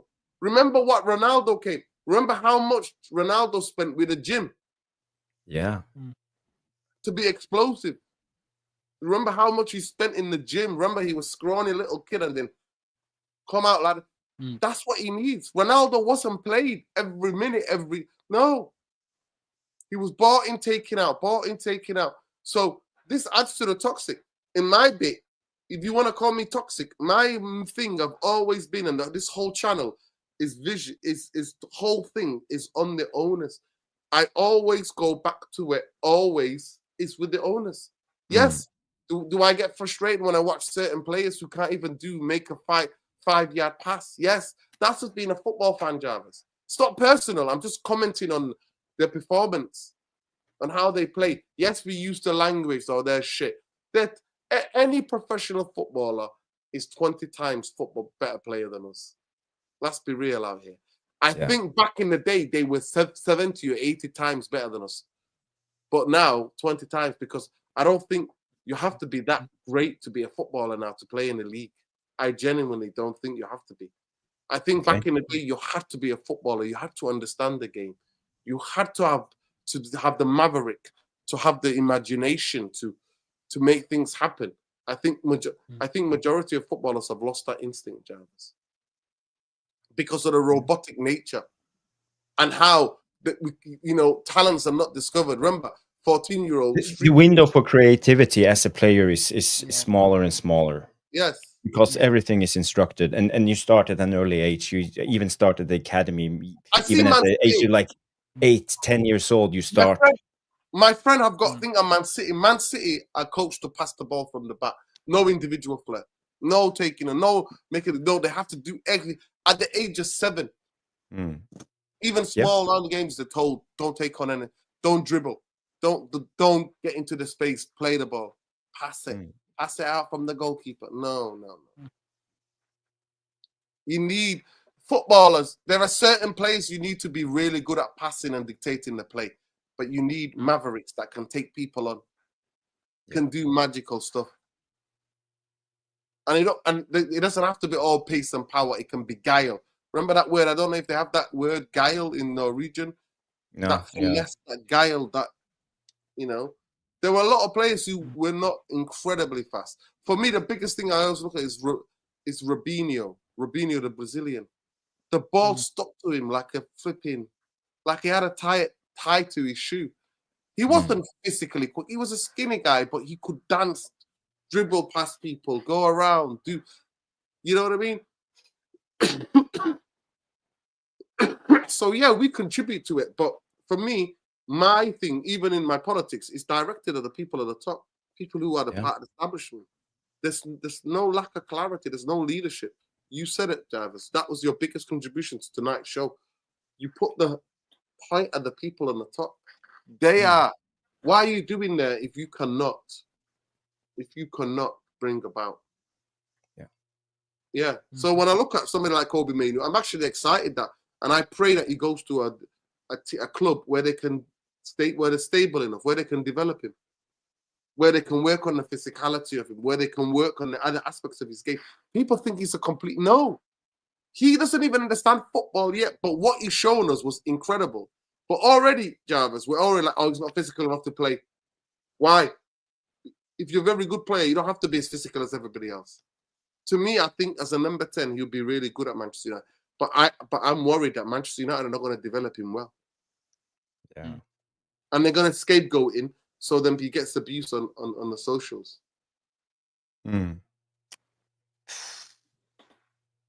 Yeah.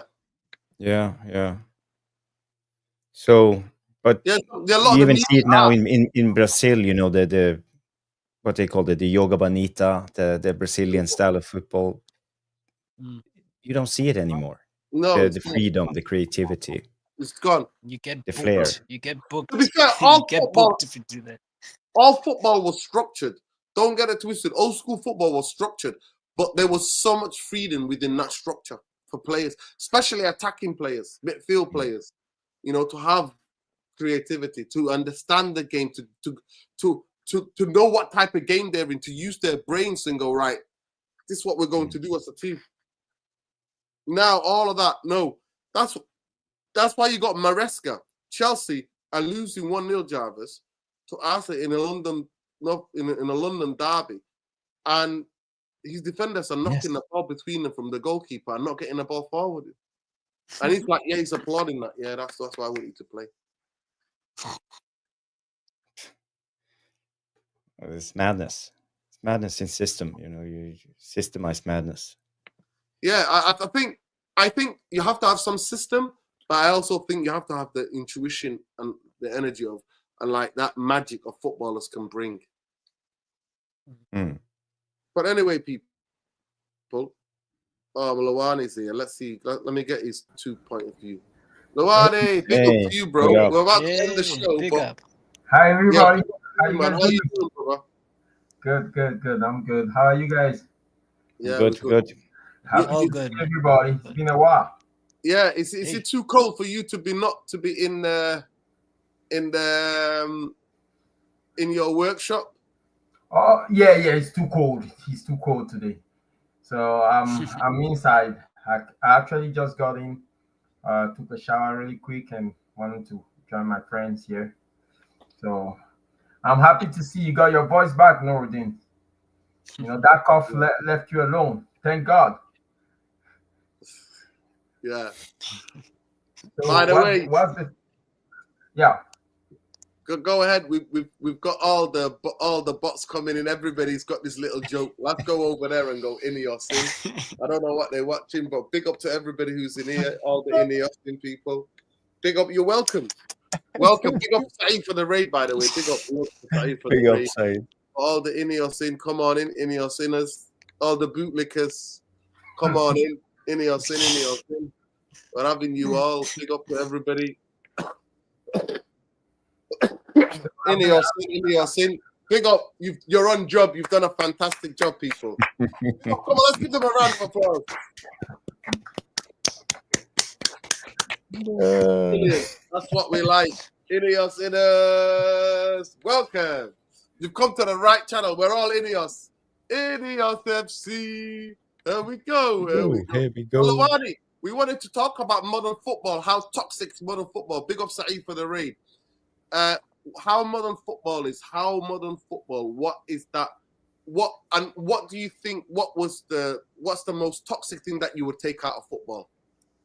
So we're talking about modern football, how toxic, because we've been a very toxic football club, and in the last 12 years, and we can talk about it. We can also look at a larger thing of football. Players being overplayed, expectations, the lack of patience, too much systematic structures in football, no flair, social media aspect of how the level of abuse, level of personalized, the vitriol, feeding on these algorithms of this chaos. All these different things, players being overplayed, all these different type of things. The rise of Ronaldo, the taking away of the tackle from behind. I never know where I think if football, Messi and Ronaldo played in the 90s, they would not have just broken all of them because the injuries would have got them, because they would have been taken out of the games. Because football was totally different. But I wanted to ask you, what was a toxic bit that you would take out of football? What would you take out? What do you think is the most toxic thing in football? What's causing the toxicity, and what would you get rid of to make it less toxic? Like this conversation is a wide range conversation, and it's a lot of aspects to it now. In general, I think the issue is the money that's been introduced into football. The money is the thing that messes up everything. Football has always been have a toxic aspect. I don't think it's any less toxic today than it was in the past, because I've seen Cantona run into the crowd and karate kick people in the crowd. Though that level have always been there. The difference today is yes, there are a lot of social issues going on, and let's not forget we're dealing with a completely different generation today. Young people today have a lot of anxiety. They have a lot of things that a lot of personal issues in terms of depressions, and they don't deal with it the same way we our generation deal with things. So for them, a way to go online, criticize players, and talk about players in a bad way, that's their coping mechanism. So I don't think it's any different. Yeah, the methods are different. They won't tell it to you in your face like we used to when we go to the stadium. We used to scream obscenities and all of that, but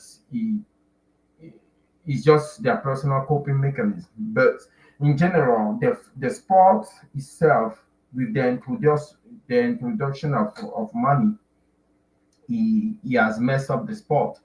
Football is a poor man's game. I won't say football in particular, that any sport that's collective, any collective sport for that matter, used to be poor people's, poor people's way of entertaining themselves. You look at the history all the way from the Industrial Revolution all the way to now. It used to be a way for poor people to entertain themselves, relieve themselves out of the whole week of working. But now we have big money, big corporate that are injected a lot of money into the sport, and it have affected the sport, even at the grassroots level. The grassroots level is affected to such a point that you remember what Ibrahimovic said, that today football is like a middle class game, where middle class families try to look upon it as a way.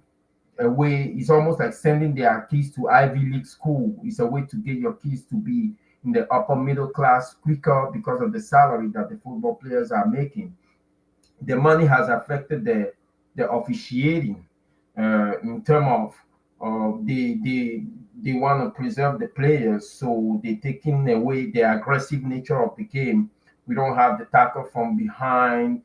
We want to make it easier to score more goals, and the whole thing has taken away the essence of the game, which has always been about the talent and the soul, the talent and the fight, And that introduction of money has also, even at the players level, you can see the players today, they know that they're making big salaries. So, and they know that the club consider them like a means to an end, right? They just like objects in the system. So the players go more into a self-preservation mode because they have a lot to lose. So you see less aggressiveness. People are not going to 50-50 tackle anymore. People are they're pacing themselves because they have 3-4 games a week. And then when they get injured, they get rid of them just like that. So players are getting into self-preservation mode, and this whole thing has affected the game as a whole. The high commercialization of the game. Yeah, I remember growing up, I was a lot on the Premier League and League 1, but you can only watch football on the weekend. On a weekdays, barely. You don't. There is no football. There's no football game. The Champions League came in later, but you can barely have 2 games, 2 games a week. But now I turn on the TV, there's football every single day. Every single day there's football, and it's saturated. It's not good for the players, and for us, it's not good neither because people have other things to do. People have other things to do. And it's just saturated. The sport is saturated. It's not only in football, even in basketball, the rating have dropped. In baseball, nobody's watching baseball anymore. Like, so I I I think money is the biggest issues. As for the toxicity, nothing really changed. If anything, I would say that today's generation is, I would say, they're very passive aggressive rather than the older generation, which you remember, you guys are in England, so you remember those tale of the hooligans, and it used to be worse back then when it comes to the toxicity. But money is what I would say is the biggest issue. So Yeah, big up one is so the money, too much money, and the too much money. commercialization is the biggest thing. Yeah, I think we came to that conclusion, and we also said a lack of leadership. I think tonight we also said that social media is not helping the cause. I actually think FIFA, UEFA, all of this, what they're doing with this World Cup club competition, it's just tragic. We also said that football is going to be broken up to get more adverts into it. The Americanization of US specific vulture capitalist greed of dividing, because they want to put adverts. So in the World Cup and in the Champions League final, I expect to see halftime shows, Beyonce or whatever, or whoever the next superstar, Bruce Springsteen or whatever, whoever it is, being playing on it, and how that's going to be talked about, and more people are going to tune into that. So yeah, it's really disheartening, really, to think where football is going at this moment in time, especially with Manchester United. But I wanted to come back to you and get your thing about Manchester United. You've read about the new strategy.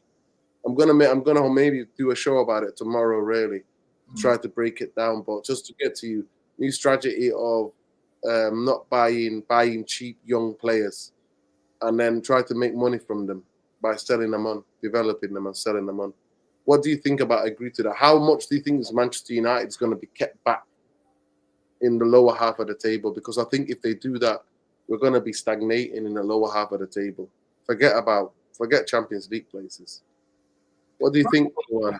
First of all, I want to know who came out with that strategy. It fit right in what we just discussed right now, that the big corporation has they are taking control of football as a way to make more profit. That's exactly where we are. Just hold it there 1 second. Just hold it there 1 second. Look, Jamie Wayne, don't get people rattled yet. Basically, big up to ETV, big up for the raid. He's told them, he instructed them to all go Ineos in, because they know this channel is Ineos out. So that's what that is. It's not that deep. It's not that we just need to laugh about it. Go ahead, Luwani. No, it just fits into what we were talking about earlier. The idea of thinking that you can accomplish something in a league, especially in the sport in the world where money has been injected a lot. The idea to think that you're going to you're going to buy on a cheap young players, develop them, and achieve something is ridiculous. Yes, that's what we aspire to, but the time where Sir Alex Ferguson and the Busby Babe, those time are long gone. During those time, the sport was not about the money as much. It was more about the heart and the endeavor and what the club represents. But today, it's all about money, and you can. I'm not sure if that model can be a model of success. If we go that route and start, first of all, we're gonna have to. mm, First of all, we're gonna have to try to have the best scouting department, and that at that level to select to find the best young players in the world, put a team together, and have the arduous task of seeing them growing through the system. Our system is not even the best when it comes to that. There are teams that are less prestigious than us, that have like the Brighton, for example, that have a better academy system, that have a better development system than us. So when if we go there and that's the route that we want to go, I think it's going to be a mountain to climb. It's going to be harder to achieve what we want to achieve. Manchester United is not one of those clubs that need to linger in mid-table, those kind of things. We're not that.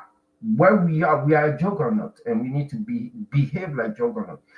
I will more aspire to the mixture of a little bit of both strategy, like buy well-ready players and then mix it up with some young and upcoming talent to achieve what we're trying to achieve. But going the route of just scouting young players and developing them, that sounds more like the Glazers and their new partner, Sir Jim Ratcliffe, are just more focused totally on profitability. So, which is sad. So bye the trophies is more about making the money.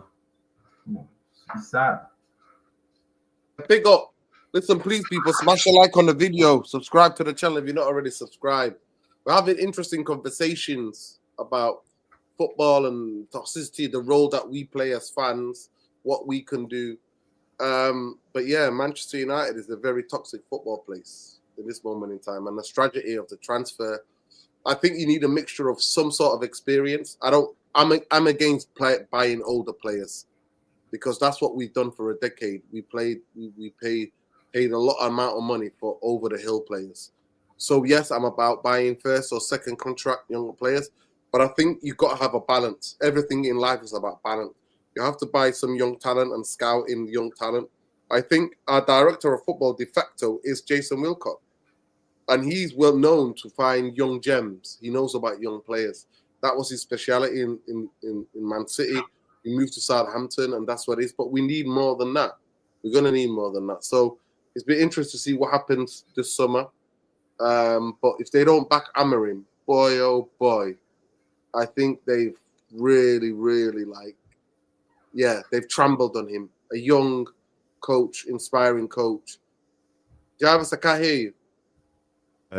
Do you think the fans will turn against Amorim next season if he don't produce results? Yeah, I'm not. I'll say it from now. I'm not, because I know that I will never blame him. I will blame the people who put him in this situation. But even if we don't get any Champions League and we struggle to sell all the big players like Rashford, Casemiro, and stuff, like we don't get any money in, do you think they will turn them in with no window? Yes, because that's how fans are conditioned, Jarvis. Okay. Fans are conditioned to blame the guy who's on the touchline, and the propaganda is always protected the Glazers and now Ineos. That's why you've got people parroting Ineos talking points in football chats, where they're basically saying, "Oh, but he's having to pay for money players he didn't sign." Glazers still own the football club. Glazers gave the green card to everything. Glazers signed off of everything. Glazers signed off of everything. Glazers still own the football club with him. Yeah. So how are you? So for me, if they don't back him, I genuinely do believe that they have thrown him under the bus, and I think he will be the fall guy. The pressure that's going to be on him in the first 10 games of next season is huge before people will start calling for his head. He's already making mistakes, Jarvis. He's a young coach coming into the most toxic football club in world football, coming in with all the eyes and the pressure. He does more interviews than any other coach that I know, with so many different, because that's what they want their eyes to be on Manchester United, to bring that commerciality, drama, all adds to it. So they're feeding a monster. Ineos and Glazers, they're about feeding a monster because it's about that for them. So I think he makes horrendous mistakes, but he's learning on the job. How many times have I said it this season already? We've said he's learning on the job. He's throwing players under the bus by playing them in certain positions, jobs that they can't do. And he's asking them, because we know more about these players, Jarvis, than he does. Yeah, in a way we do. We do. Yeah. We don't see So- them in training every day, but we know how they perform on the pitch. On the football You've seen pitch, it. Yeah, And we've seen training it. for the football pitch. The best thing you can do, Jarvis, that's why I always wanted, is to create a training ground, a training matches where it's like intense like football. So the players are not having to overthink. They just go auto when they're in the game. Training and the training matches and the football games are similar. Like that's why Fergie teams training was more competitive at times than the match they will play. You want to bring that back, but players look scared. They look like cowering because there's no leadership. There's no one to lead them. There's no proper football team that's looking right in a forward in a direction to go. This is what we are. This is what our identity is. This is what we believe in. These are the fundamentals. We don't have that. Instead, we have. I've been on here. I know I've been on here criticizing Amorim about his job, but I think he deserves. Let me qualify this now. Do I think a coach? We judge footballers and coaches on the results, so we judge them on whatever. But the idea of him, I want him sacked, and there's somebody else with a magic bullet that's going to come and fix this. Why stay relevant in this football club? The Glazers and their mismanagement. Ineos come in and they continue the mismanagement. So they're the most consistent things. To blame every coach and to blame every player is not going so far because there's no magic. It's not going to be a magic guy who's going to come in and make everything, and who's going to manage upwards, who's going to manage downwards, who's going to manage sideways. I agree with you, Noridin. I agree with you. No, the thing with me is that I had time to think about it this whole week. I think the most difficult job in the structure is the job of a manager, because in order for a club to be successful, everybody has to be thinking in the same direction. When I look at the players are paid. They are well paid. Sometimes they pay more money than the manager. So their priority is self-preservation. They want to make their money. To a certain extent, the injection of money have turned them into mercenaries. When you look at the coach is probably the only person in that system that think about his legacy. Like, while he's trying to achieve the success on the pitch, define his legacy as a coach. You know, if you look above him, the owners are more interested by profitability. So if the coach is not able, his job is to convince the players that there is a cause for which, they're playing, and that cause is bigger than them, is to achieve success as a team. And he have to convince the owners that, to give him the tools that allow him to secure his legacy. If the owners are just thinking about profitability, it can become a conflict. So I feel for Amorim. Next year, he might want to do some things, but if the Glazers look at the book, the money they have to spend, and they don't think that is worth it, and they want to cost, they're not going to give him the players that he needs to achieve what he wants to achieve. And we, as a fan, we have to recognize that. So I'm going to dial it back a little bit on him. There are some things that depend on him. He can fix it, but I also have time to recognize now that there are some things that he cannot do much about. He's almost in a sandwich between the players that want their own interests and then the owners that want the money. So it's not easy.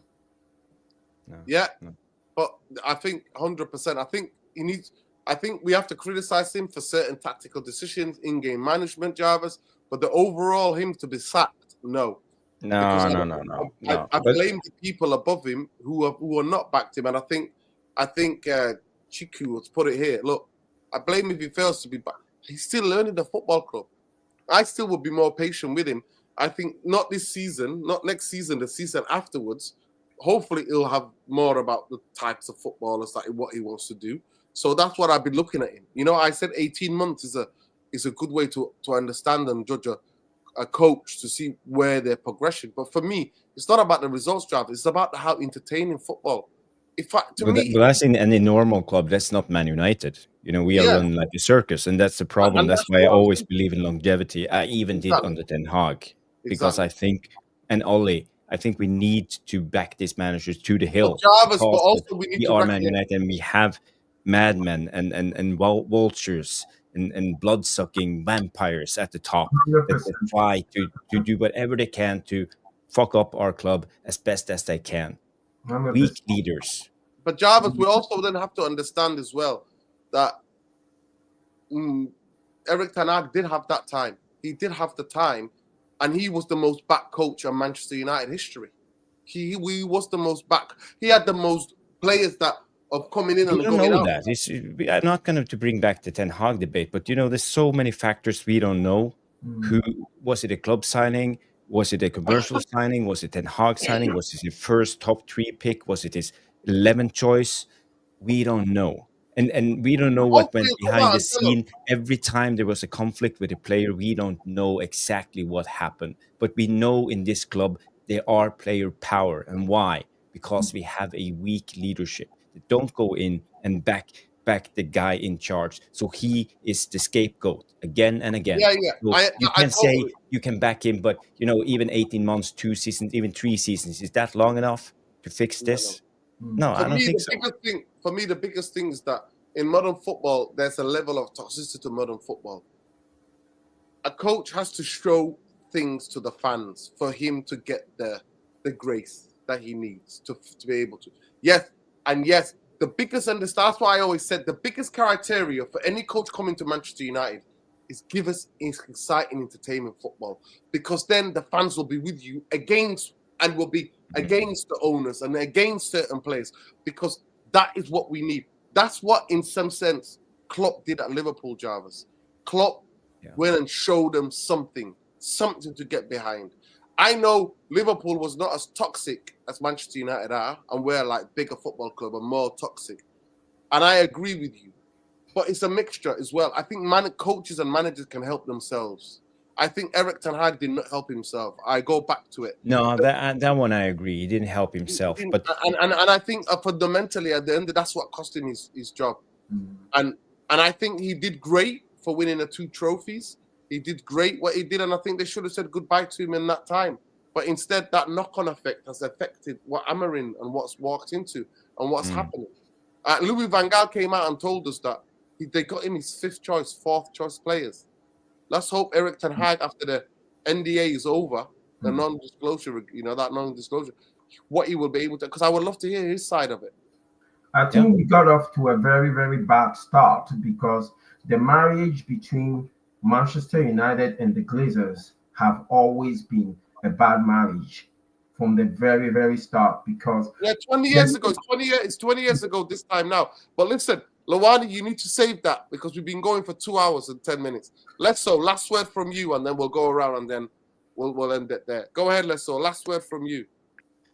Yeah, I think you guys pretty much all summed it up. The toxicity and what made everything toxic from top to bottom, how it affected the fans, and pretty much why we're at the moment as a football club and everything all around. And looking at football, I think it's not looking good for the sport in itself. There's too much money involved, like we said. There's too many things that are changing, the landscapes, the where matches are gonna be played, how many games are gonna be played. I think it's too many games. Players will break down. There will be a whole lot more injuries. Personally, we're gonna see players being out a lot more, and we could also see the game being shortened. So I'm just not optimistic about the future all around in terms of football. When it comes to Manchester United with Ineos and the Glazers, it's just a terrible combination. You know, it's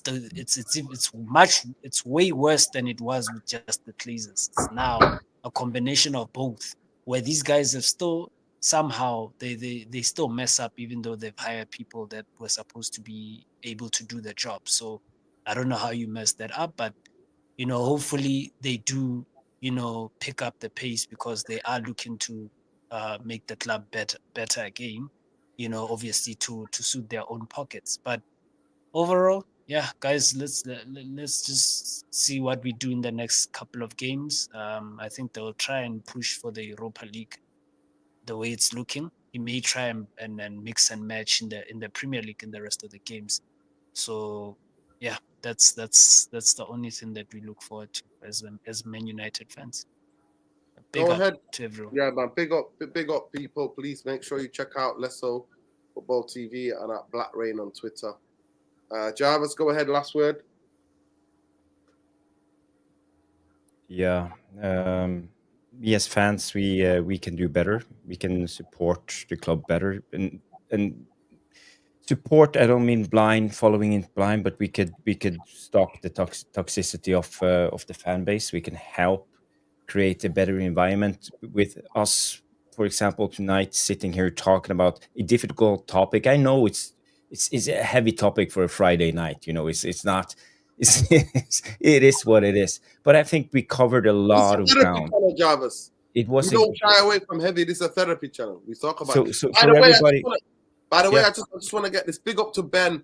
Big Ben. up to URT Free Palestine. Like, subscribe. Big up Ben. Love. Sending Ben so much love. Go ahead. Big up, Ben. And I just wanted to say, yeah, for people who just tuned in, go back an hour and get the segment when we talked about social media, about algorithms, about stuff that creates a toxic, divided culture inside the club. The lack of leadership, the Glazers, how they have ruined our club. There was said so many good things. So it was really a good debate. So if you want an adult discussion about thing and a debate about thing, we just covered it.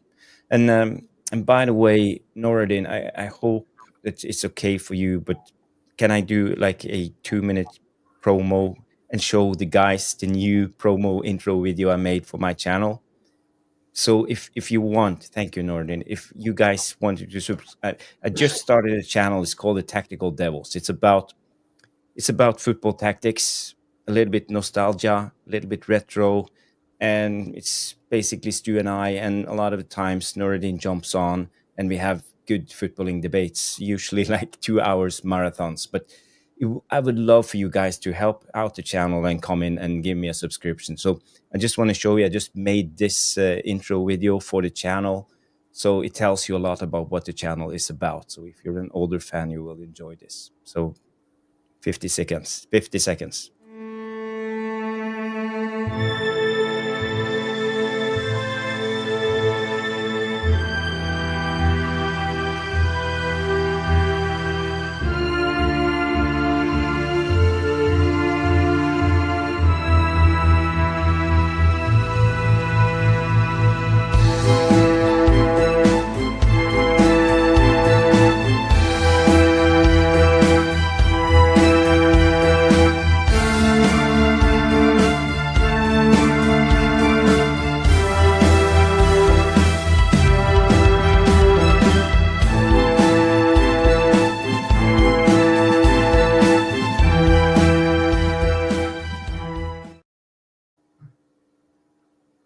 You sold me. Brilliant.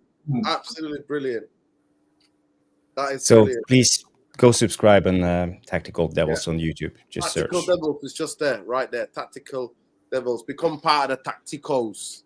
Tacticos Army in the house. And yeah, make sure you get there, people. They need to get to 1,000 ASAP. They need about 300, I think, just 400, 300 Yes. subscribers away from 1,000. So let's go and do that, please. Luani, last word from you. You came to the show late. Yeah, sorry. Naughty, a bit naughty. We're carrying on now since you've come in, but go ahead. No, I would just say in general, I mean, the situation that we have today might just be the bigger issue because of the socio-economic things that are going on these days. I know after the war there was a big an economic prosperity, and today the young people are stressed. They don't really know what their future is gonna be like, and football is they venting their frustration into the sport. So what we're seeing in terms of toxicity today might just be the reflection of the general social and economical issue that are just spilling into the sport. But um, the injection of money has affected also the sport in such a way that now the players is self-preservation. The managers is all about their tactic now. That take away the talents that we have come so much to enjoy. So, and for the owners, it's all about making money. For the media, it's more about saturation and over sensationalizing the whole thing. And hopefully we can eventually find a medium, something that allows us to just enjoy the sport in its purity, the way it came to us. What make us fall in love with the beautiful game. But I'm very skeptical. Everywhere where money has been injected into anything, not just into sport. We all went to the resort vacation where the stewardess, whoever is offering us the service, or we all took that flight where the flight attendants is not about, they don't put the same energy, the same care into the service that they're providing anymore, because they have a line of people that they have to serve, and it's all about the numbers now. So hopefully we can get our spot back, but I'm not too hopeful. So that's my take. Nice. Yeah, big up people. I just want to big up everybody who contributed to tonight's conversation. I think it's a heavy one, but it's a therapy channel. It's been on our mind to talk about the toxicity, our role in it, all of us. We're part of the fan base, we're part of content creating, but also to look at specifically, because I've just been thinking how toxic this football club is. And I'm like, it's actually toxic in a larger part, and we try to all find what it is, It's interesting. The finance guy, big up Sean as well. Make sure you check him out, Sean Thomas on Twitter. And the podcast is called How We See Things across all there's a geopolitical podcast that he does with his friend. But he blames social media. Luwani, me, Jarvis, we think it's the vultures who've come into football, and Lesso as well, to be fair. The vultures. So it's really interesting. And he's the finance guy. Jarvis, quick question. Do you have your Tesla on sale, or you keeping yours? I see now you can get one of those badges to put. I bought them before Trump came into power, so maybe I just some Tesla would be safe. If you want to get rid of it, hey, you know what? We can have a deal. It's an old Tesla, I bought it in 2019, so I'm home free. Okay, keep an eye on it, because I don't know what's going on that continent over there. I don't support Elon Musk and his anti, but you guys chill a little bit, okay? The protest is getting out of hand. Yeah, I think people are not protesting enough. That's the difference. I think. Well, listen, leave my Tesla alone. Don't protest on my Tesla, please. No. I need it. Tesla alone. I need to work. Yeah. Big up to make sure you check out Mohan Lawani 1997 on Twitter, like Black Rain on Twitter or X, Lesso TV. Jarvis Cocker, Bowley 77, BOLE 77. Tactical Devils, the YouTube channel. You've been a tremendous. Big up to all the pranksters, all of the jokers coming with the message. Ineos. Yeah, I want Ineos. I genuinely, if anybody knows Ineos in person, they want to come on the channel and debate with us. 100%. We're here for healthy debate. This is a therapy channel. We might learn something. Learn something. So yeah, big up to every one of you. And hopefully it'll be live tomorrow, whatever's breaking at Manchester United. But I just wanted to have this conversation, and we've had it. But yeah, big up to every one of you. Love and like. Please subscribe to the channel. Please like the video. It costs you absolutely nothing. We're shadow banned because we shout for humanity. We shout for people in the world, and we know what's going on in the US. Luwani, be careful, bro. I don't want you getting snatched up by people wearing masks. So, I'm not going to say anything bad about what's going on over there. Because obviously you're on this my channel. eyes open, minding my own business. If anybody, I'm in my car, 10 hours a day. If somebody's interested, unless my car broke down on the side of the road, I'm not coming out of that truck, regardless of where I go in this state. So, yeah, big up to you, man. Big up. Listen, big up to Sheikh Arian as well. Big up to every one of you. Love and light. Please do smash a like on the video. Subscribe to the channel if you're not already subscribed. Free Palestine, free Lebanon, free the Congo, free Sudan, free anywhere where people are oppressed. And solidarity with the minorities in the US who are getting snatched off the streets, man. F Trump, F Zionism, F all this stuff, F mosques. But please leave Jarvis's Tesla alone. It's an old Tesla. Yes. I mean, leave it alone. F the GCSEs. No exams will ever define who you are as a human being. Don't be shy, Nero. You should shout everything long. Don't be shy. I'm not being shy at all. Far from it. That's one thing you can never accuse me of being shy. I've always got an opinion. It is what it is. So big up to you, Retro. And yeah, please, guys, smash the like, subscribe to the channel. We're a small channel because we believe in talking about the real conversations.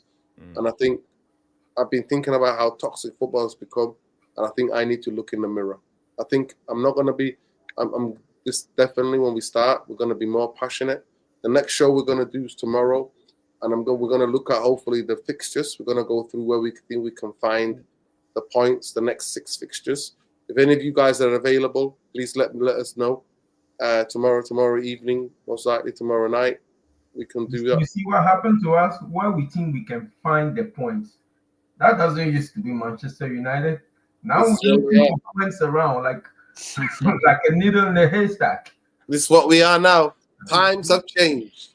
This is where toxic ownership has got us, and this is where we are now, where we can find the points. Nottingham Forest, Newcastle, City at home. Most likely it's going to be a protest. So hopefully I'm going to get to that protest for the City game.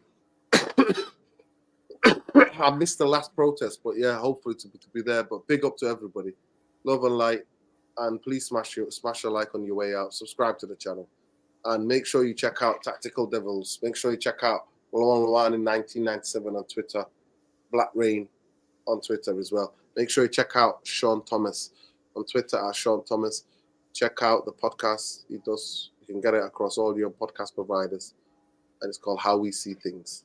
It's a bit late on a Friday night. Peace, love, light. I'm still recovering, still getting there. Fingers crossed. Good health. Take care. Take care. Take care, Take care, guys. everyone. Good night.